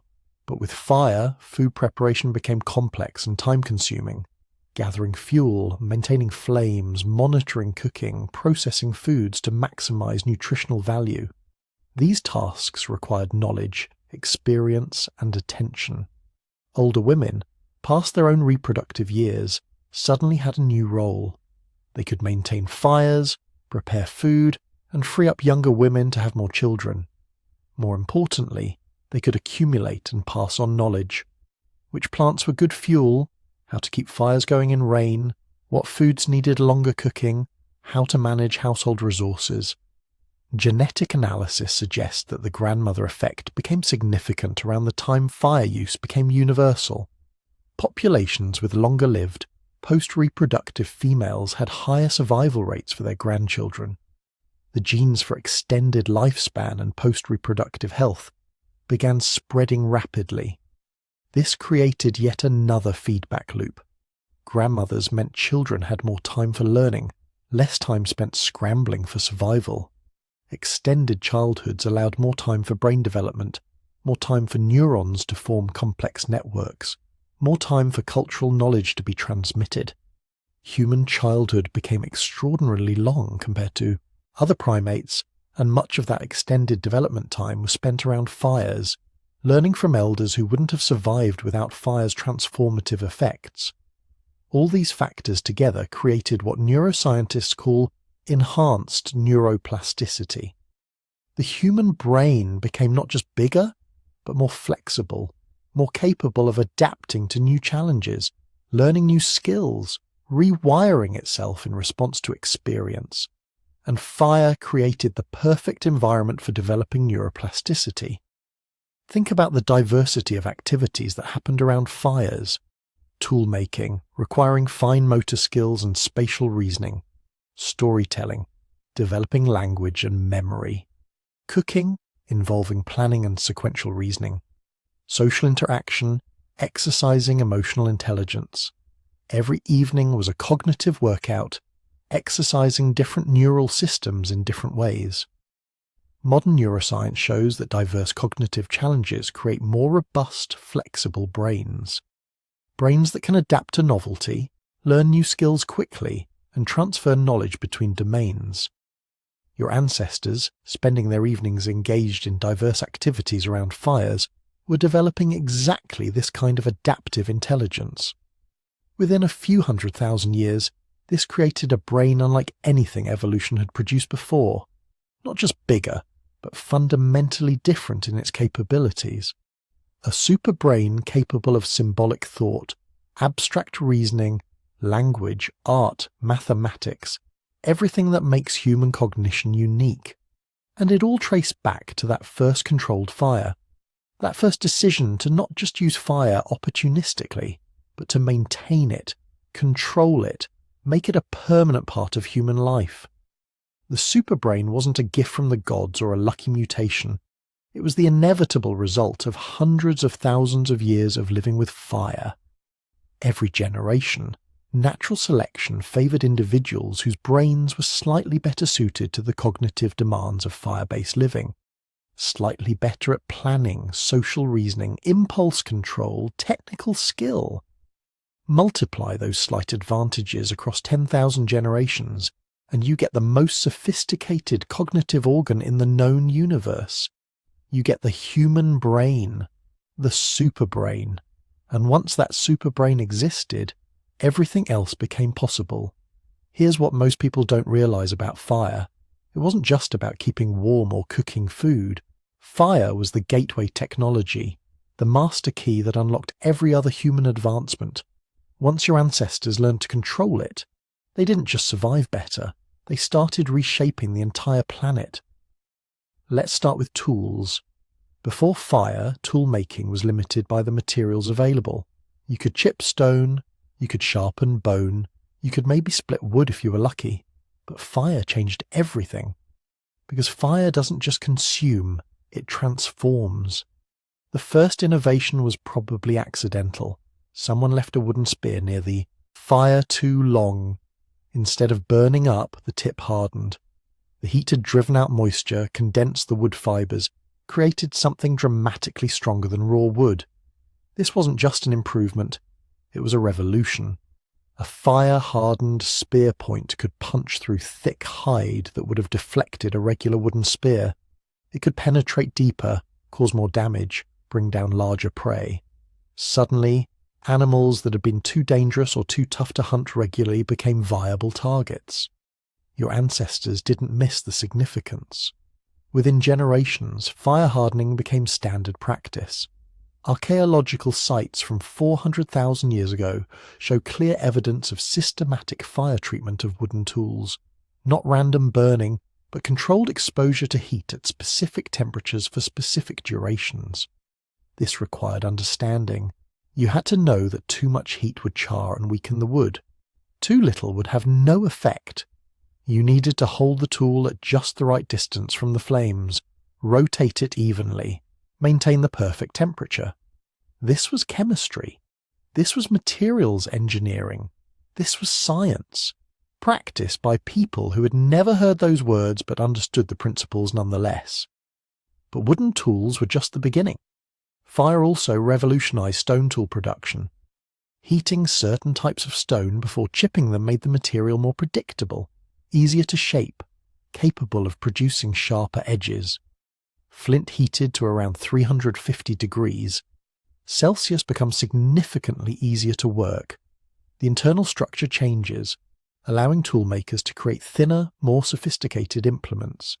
By 70,000 years ago, your ancestors in Africa were using fire to produce composite tools that would have seemed like magic to earlier humans. Heat-treated stone blades hafted to wooden handles with plant resin adhesives that had been cooked to exactly the right consistency. These weren't crude implements anymore.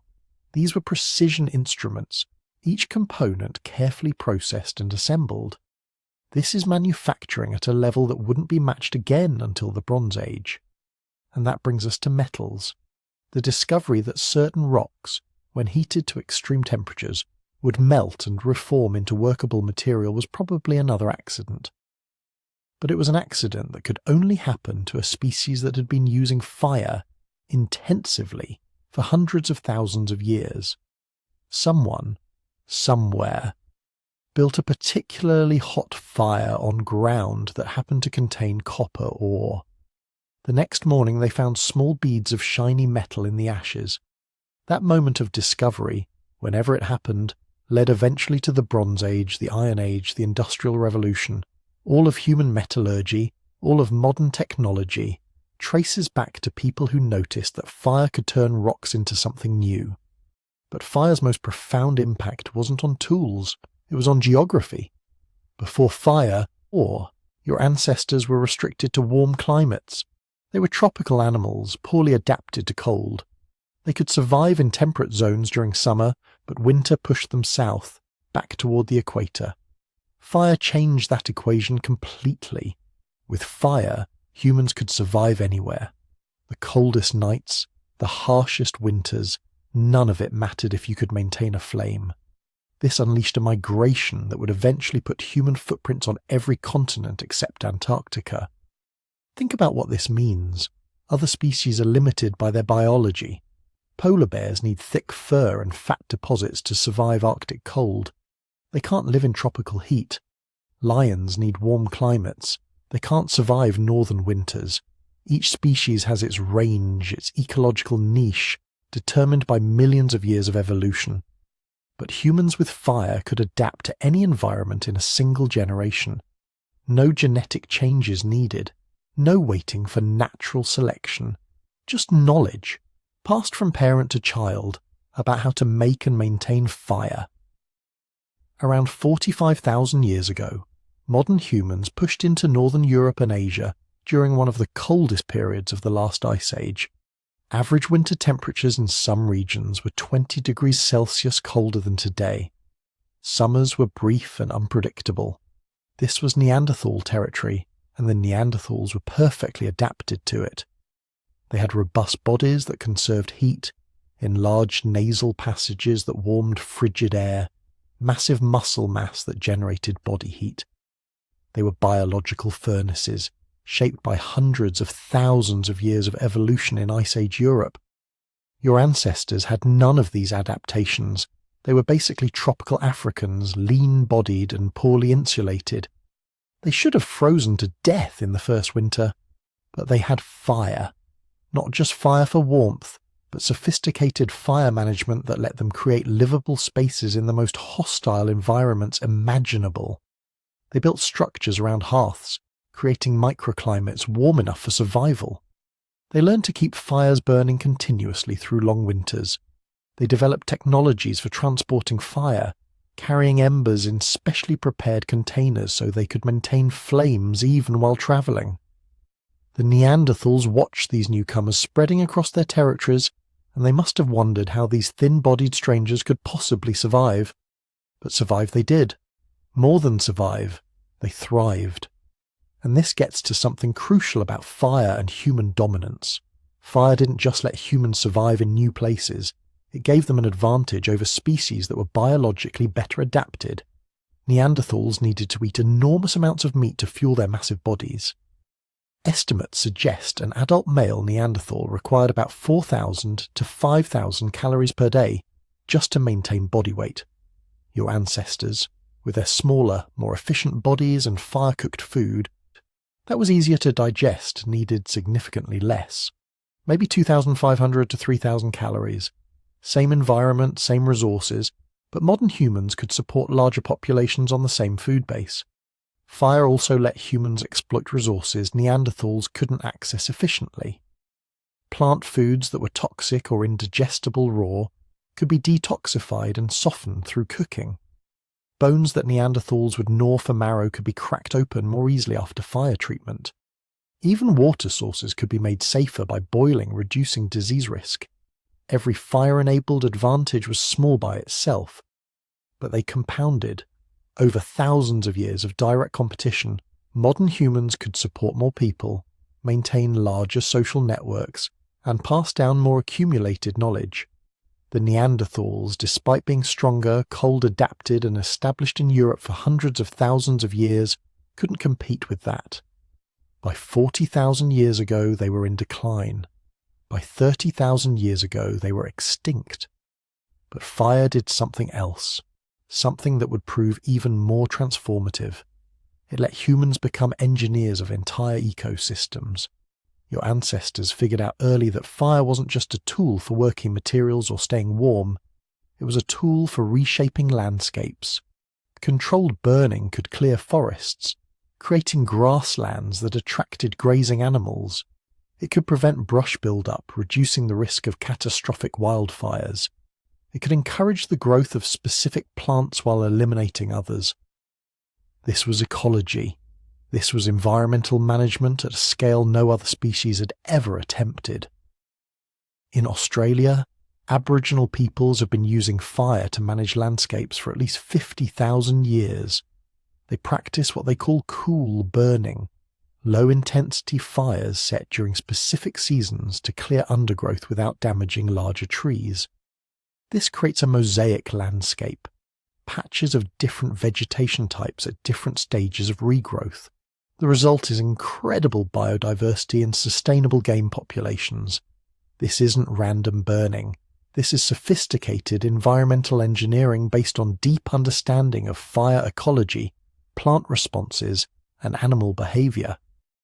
In North America, indigenous peoples used fire to create and maintain vast grasslands that supported massive bison herds. When European colonizers arrived and suppressed these burning practices, forests began reclaiming the grasslands within decades. What the colonizers thought was pristine wilderness was actually a carefully managed landscape, shaped by thousands of years of deliberate burning. In Africa, controlled burning has been shaping savannas for hundreds of thousands of years. Some ecologists now think the African savanna itself, the landscape where humans evolved, is partly a human creation. Our ancestors using fire to maintain open grasslands where they could see predators and hunt large game more effectively. If this is true, it means humans didn't just adapt to their environment. They created it. They terraformed their own cradle. This feedback loop is crucial to understanding how fire made us human. Better fire control led to better nutrition. Better nutrition supported larger brains. Larger brains enabled more sophisticated fire use, more complex tools, better hunting strategies. These advantages supported larger populations. Larger populations meant more innovation, more accumulated knowledge, more pressure to develop even better technologies. Each advancement created conditions that favoured further advancement. Consider population growth. Before fire and cooking, early humans probably lived in small, unstable groups, similar to modern chimpanzees. Bands of maybe 20 to 40 individuals, rarely staying in one place for long. High infant mortality, frequent starvation, populations that rose and fell with resource availability. But fire changed the equation. Cooked food meant better nutrition for pregnant women and nursing mothers. Warm, protected campsites reduced infant mortality. The ability to preserve and store food through smoking and drying meant less starvation during lean periods. By 100,000 years ago, human population structures were fundamentally different from any other primate. Groups were larger, more stable, more permanently settled around reliable fire-keeping sites. Archaeological evidence shows continuous occupation of certain caves and rock shelters for thousands of years. These weren't just temporary camps anymore. These were homes, places where multiple generations lived, died, and passed down knowledge. Larger, more stable populations accelerated innovation. More people meant more potential inventors. More generations living in the same place meant better knowledge preservation. Children learning not just from parents but from grandparents, accumulating decades of experience. This is what anthropologists call the ratchet effect. Each generation builds on the previous one's knowledge, and the achievements don't slip backward. You don't have to reinvent fire-making or spear hardening every generation. It's passed down, refined, improved. By 10,000 years ago, this fire-enabled ratchet had brought humans to the brink of the agricultural revolution. But here's what's interesting. Agriculture wasn't a sudden invention. It was the culmination of tens of thousands of years of fire-based landscape management. Your ancestors had been using fire to encourage useful plants for millennia. They knew that burning cleared land, enriched soil with ash, and promoted new growth. They understood that certain plants responded to fire by producing more seeds, growing back more vigorously. They had observed for generations how disturbed ground around campsites produced abundant edible plants. When the climate stabilized after the last ice age, people in multiple regions independently made the leap from encouraging wild plants to deliberately planting them. But this wasn't a leap into the unknown. It was the logical extension of fire-based ecosystem management they'd been practicing for 50,000 years. Agriculture emerged from a deep understanding of how fire, plants, and soil interact. Knowledge that could only have been accumulated through millennia of experimentation. And once agriculture emerged, it created yet another feedback loop. Farming supported larger, denser populations. These populations required more intensive land management, more burning to clear fields, maintain pastures, prevent forest encroachment. Within a few thousand years, human-set fires were reshaping entire continents. The Amazon rainforest shows evidence of extensive pre-Columbian burning and management. The forests of Europe were largely cleared by Bronze Age farmers using fire and axes. The grasslands of Central Asia were maintained by nomadic peoples using systematic burning practices. Humans had become the first species in Earth's history to fundamentally reshape planetary ecology through tool use, not through biological processes like photosynthetic bacteria, but through technology, through the controlled application of energy, which is ultimately what fire is. And all of it traces back to those first moments when your ancestors figured out how to keep a flame alive, how to make it work for them instead of just fleeing from it. This is fire's true legacy, not just warmth or cooked food, but the beginning of humanity's transformation from one species among millions to the dominant force on Earth. The species that would eventually split atoms, send rockets to the moon, and reshape the planetary climate itself.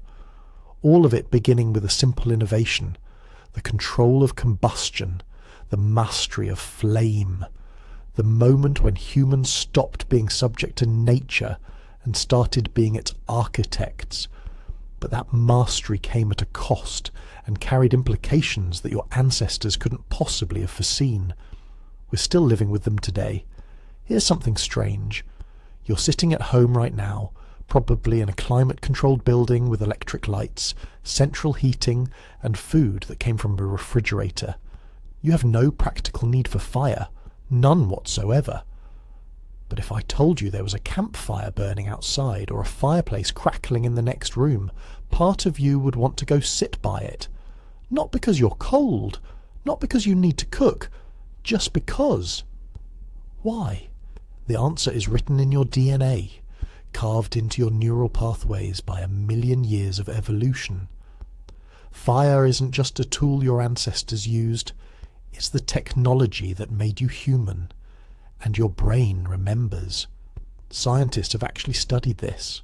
Researchers at the University of Alabama took people into laboratories and showed them videos of different things: running water, trees swaying in wind, city streets, television static, and fire, just flames dancing and flickering. Then they measured what happened to people's bodies. Blood pressure dropped when they watched fire, heart rate slowed, brain activity shifted into patterns associated with relaxation and meditation. But here's the fascinating part.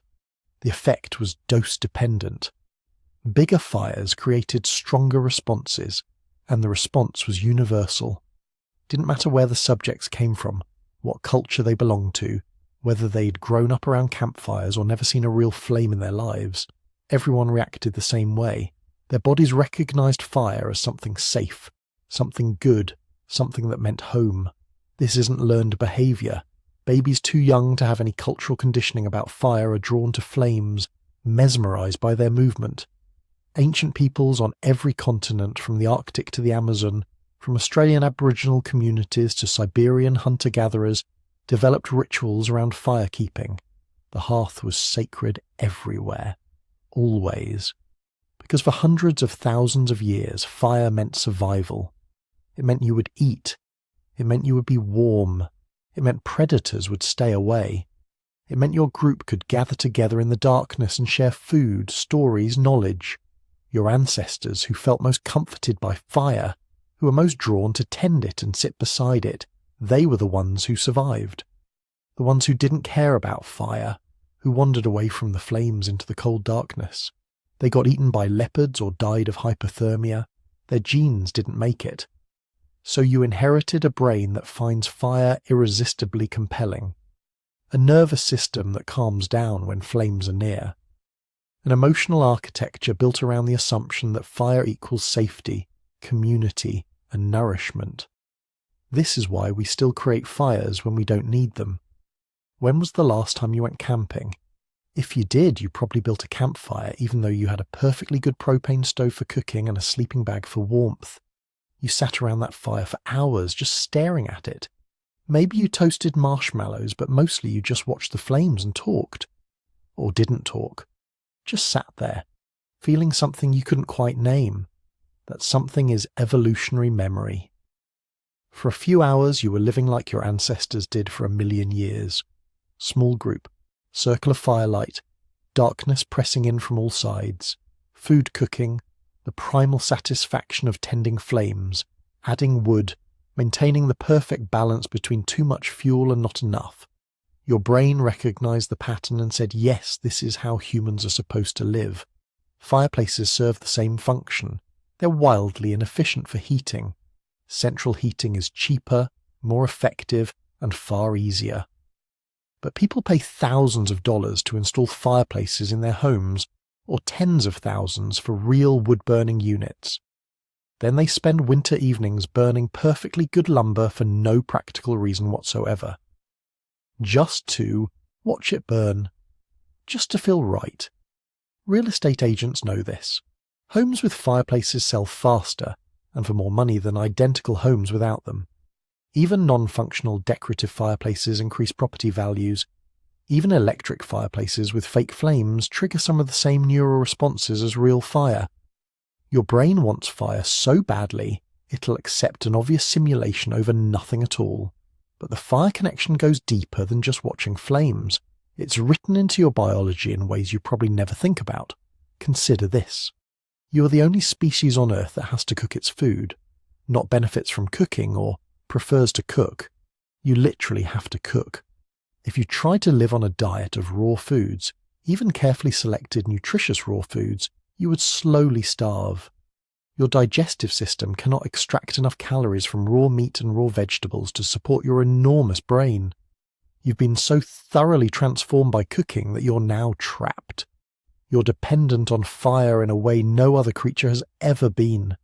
This is unprecedented in evolutionary history. Plenty of species use tools. Some use them quite cleverly.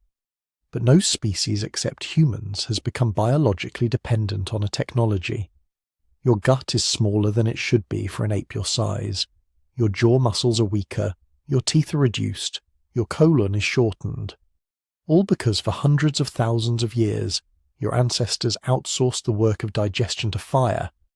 Cooking is pre-digestion, breaking down tough plant fibers and denaturing proteins before they ever enter your mouth. This saved energy, which got redirected to your growing brain. But it also made you permanently dependent. You can't go back. A modern human raised on cooked food who suddenly tried to adopt a raw diet would face malnutrition, dramatic weight loss, reproductive problems. Women on strict raw diets often stop menstruating because their bodies don't have enough energy to support both basic metabolism and reproduction. This is fire dependence written into your flesh. Yet most modern humans have completely lost the skills their ancestors considered essential. Quick, right now, could you start a fire without matches or a lighter? Not with a magnifying glass or a battery, just with natural materials you could gather from the landscape? Probably not. Your great-great-great-grandparents 100 generations back could absolutely do this. They learned as children. It was as fundamental as learning to walk. But you've lost it. There's a whole movement of people trying to reclaim these skills. Primitive technology enthusiasts spending weekends in the woods, practicing bow drill fire-making and hand drill methods, learning to identify the right woods for friction fire, understanding the precise technique needed to generate enough heat to ignite tinder. It's hard, really hard. Even with instruction, it can take hours of practice before you succeed in making your first fire from scratch. And these are people with modern nutrition, medical care, and education. Imagine learning this as a child in the Paleolithic, knowing that your life and your family's lives might depend on this skill someday. Some anthropologists think this is why primitive fire-making became ritualized in so many cultures. It was too important to leave to chance. Firekeepers in ancient societies often had special status, responsibilities, taboos. The knowledge of fire-making was sacred because it literally was the difference between life and death. When fire went out, people died. This happened repeatedly throughout history. Arctic explorers freezing to death when they couldn't relight their stoves. Shipwreck survivors dying of hypothermia on cold shores. Indigenous peoples preserving coals during migrations, carrying fire with them rather than risk trying to remake it in an unfamiliar landscape. The loss of fire was catastrophe. Now you flick a switch and get instant light, turn a dial and get instant heat, press a button and get instant cooking. You've abstracted fire into electricity and gas, made it safe and controllable, and utterly reliable. This is progress, obviously. Nobody wants to go back to the constant fire-tending labour of pre-industrial life. But something has been lost in the translation. When fire becomes invisible, when it's hidden inside wires and pipes instead of burning in the centre of your home, you lose the visceral connection to the technology that made you human. And maybe we've replaced it with something else.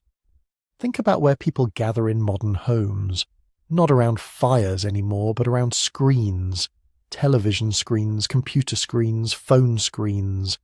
Flickering light in the darkness, everyone's attention focused on the glow, gathering together to share information and stories. Sound familiar? The screen has become the modern hearth. Families gather around televisions the way they used to gather around fires. Couples eat dinner illuminated by laptop screens. Teenagers sit together staring at their phones. The technology has changed, but the behaviour pattern is identical. Humans gathering around a light source in the darkness to share experiences. We've transferred the ancestral fire-gathering instinct onto new technology. But screens aren't fire. They don't provide warmth. They don't cook food. And critically, they don't trigger the same physiological responses. Remember those studies showing how watching fire reduces blood pressure and heart rate? Screens do the opposite. Screen time before bed disrupts sleep.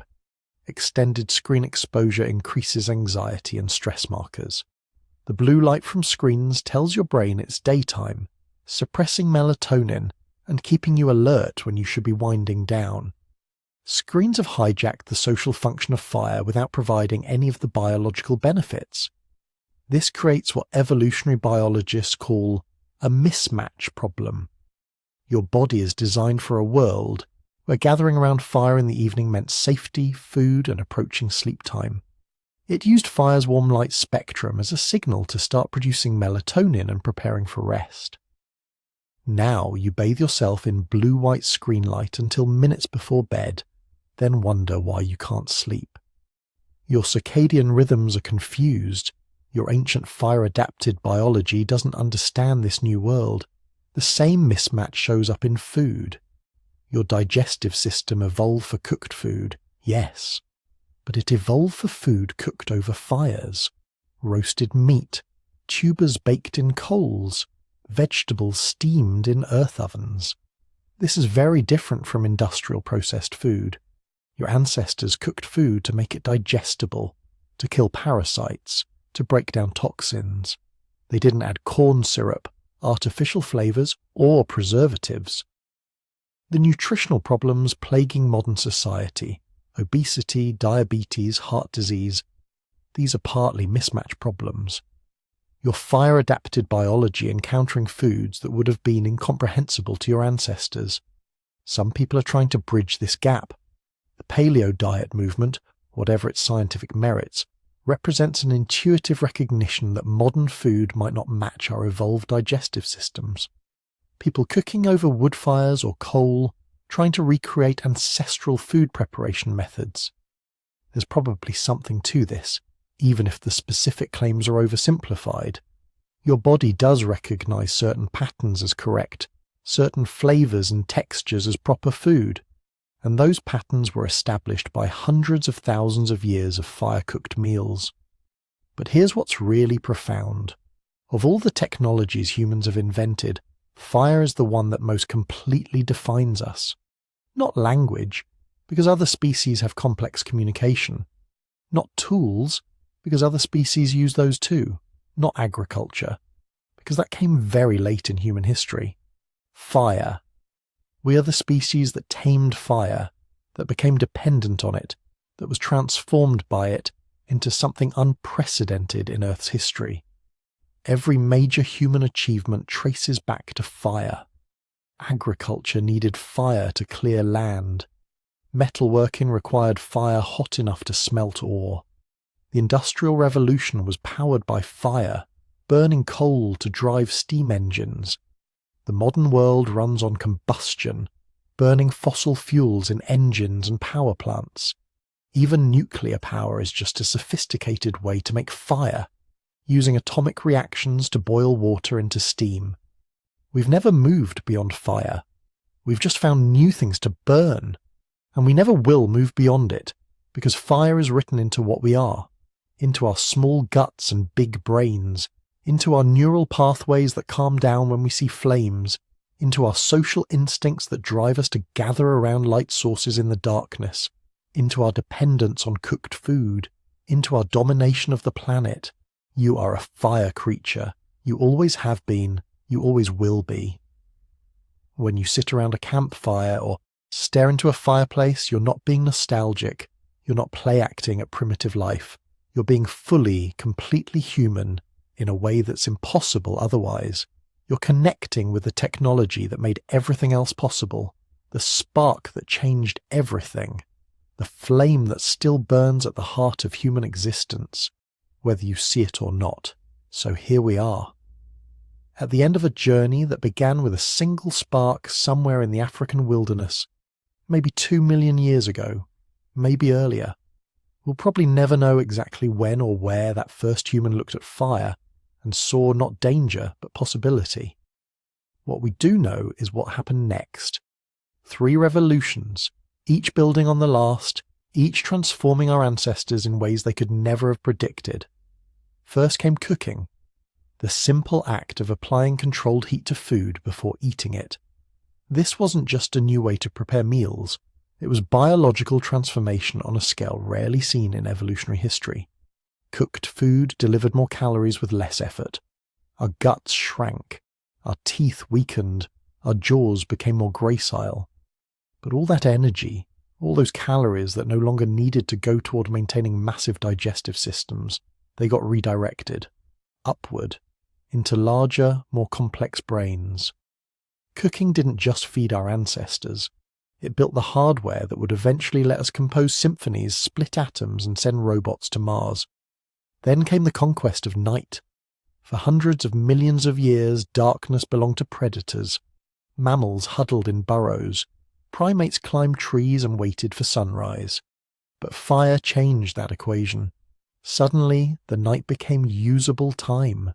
Hours that had been lost to fear and sleep became available for tool-making, storytelling, planning. We didn't just survive the darkness anymore. We pushed it back, created islands of light and warmth in the hostile void. Our days effectively doubled. More time to work meant more innovation. More time to socialize meant stronger bonds. The 24-hour cycle that had constrained every species before us became flexible, negotiable, conquerable. But the third revolution, that's the one that truly made us human. The social fire. Those circles of light where our ancestors gathered after dark, where they shared food and stories, where children learned from elders and strangers became allies. That's where culture was born.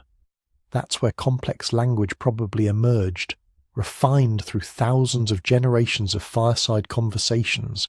That's where we learned to be more than just clever apes. We learned to be storytellers, teachers, collaborators.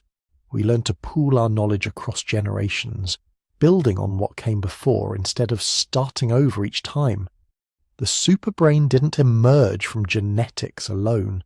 It emerged from this feedback loop. Fire giving us the calories to grow bigger brains letting us use fire more effectively, better fire use creating more social complexity selecting for even greater intelligence, round and round for hundreds of thousands of years until we became something unprecedented, a species that could imagine things that didn't exist and then bring them into being. Think about that for a moment. Fire is older than agriculture by nearly 2 million years. It's older than writing by probably 1.9 million years. It might even be older than complex language. Every other technology that defines human civilization, everything we think of as making us modern, all of it came after fire. All of it was made possible because some ancestor, whose name we'll never know, whose face we'll never see, was brave enough or desperate enough or curious enough to reach toward flames instead of running away. We owe that person everything. Every meal you've ever eaten. Every night you've spent warm and safe instead of cold and terrified. Every conversation you've had after sunset. Every story you've heard. Every idea you've shared. All of it traces back to that moment when fire stopped being something that happened to us and became something we controlled. And here's the beautiful part. We're still doing it. Right now, somewhere, someone is cooking dinner over a flame. Somewhere else, people are gathered around a campfire telling stories under the stars. In cities and villages across the planet, humans are participating in the same ritual that our ancestors performed 1 million years ago. The technology has changed. The scale has changed. But the fundamental act, using controlled fire to transform our world, that remains the same. Every time you strike a match, light a stove, or sit by a fire pit, you're connecting to an unbroken chain of human experience stretching back through time to the very beginning of what made us us. You're not just using technology, you're participating in the defining human act, the eternal flame that separates us from every other species that has ever lived. If this story sparked something in you, if it made you see fire differently or understand your own humanity a little better, do me a favor, hit that like button. Leave a comment telling me where you're listening from. I love hearing from viewers around the world, all of us connected by the same curiosity about our shared past. And if you want to hear more stories like this, subscribe to the channel. If you really want to support what we do here, you can join our YouTube membership program. It's completely optional, but it helps us keep making content that explores the deep history of human experience. Now go cook something. Gather with people you care about. Sit by a fire if you can. And remember that when you do, you're doing what humans have always done. You're keeping the eternal flame alive.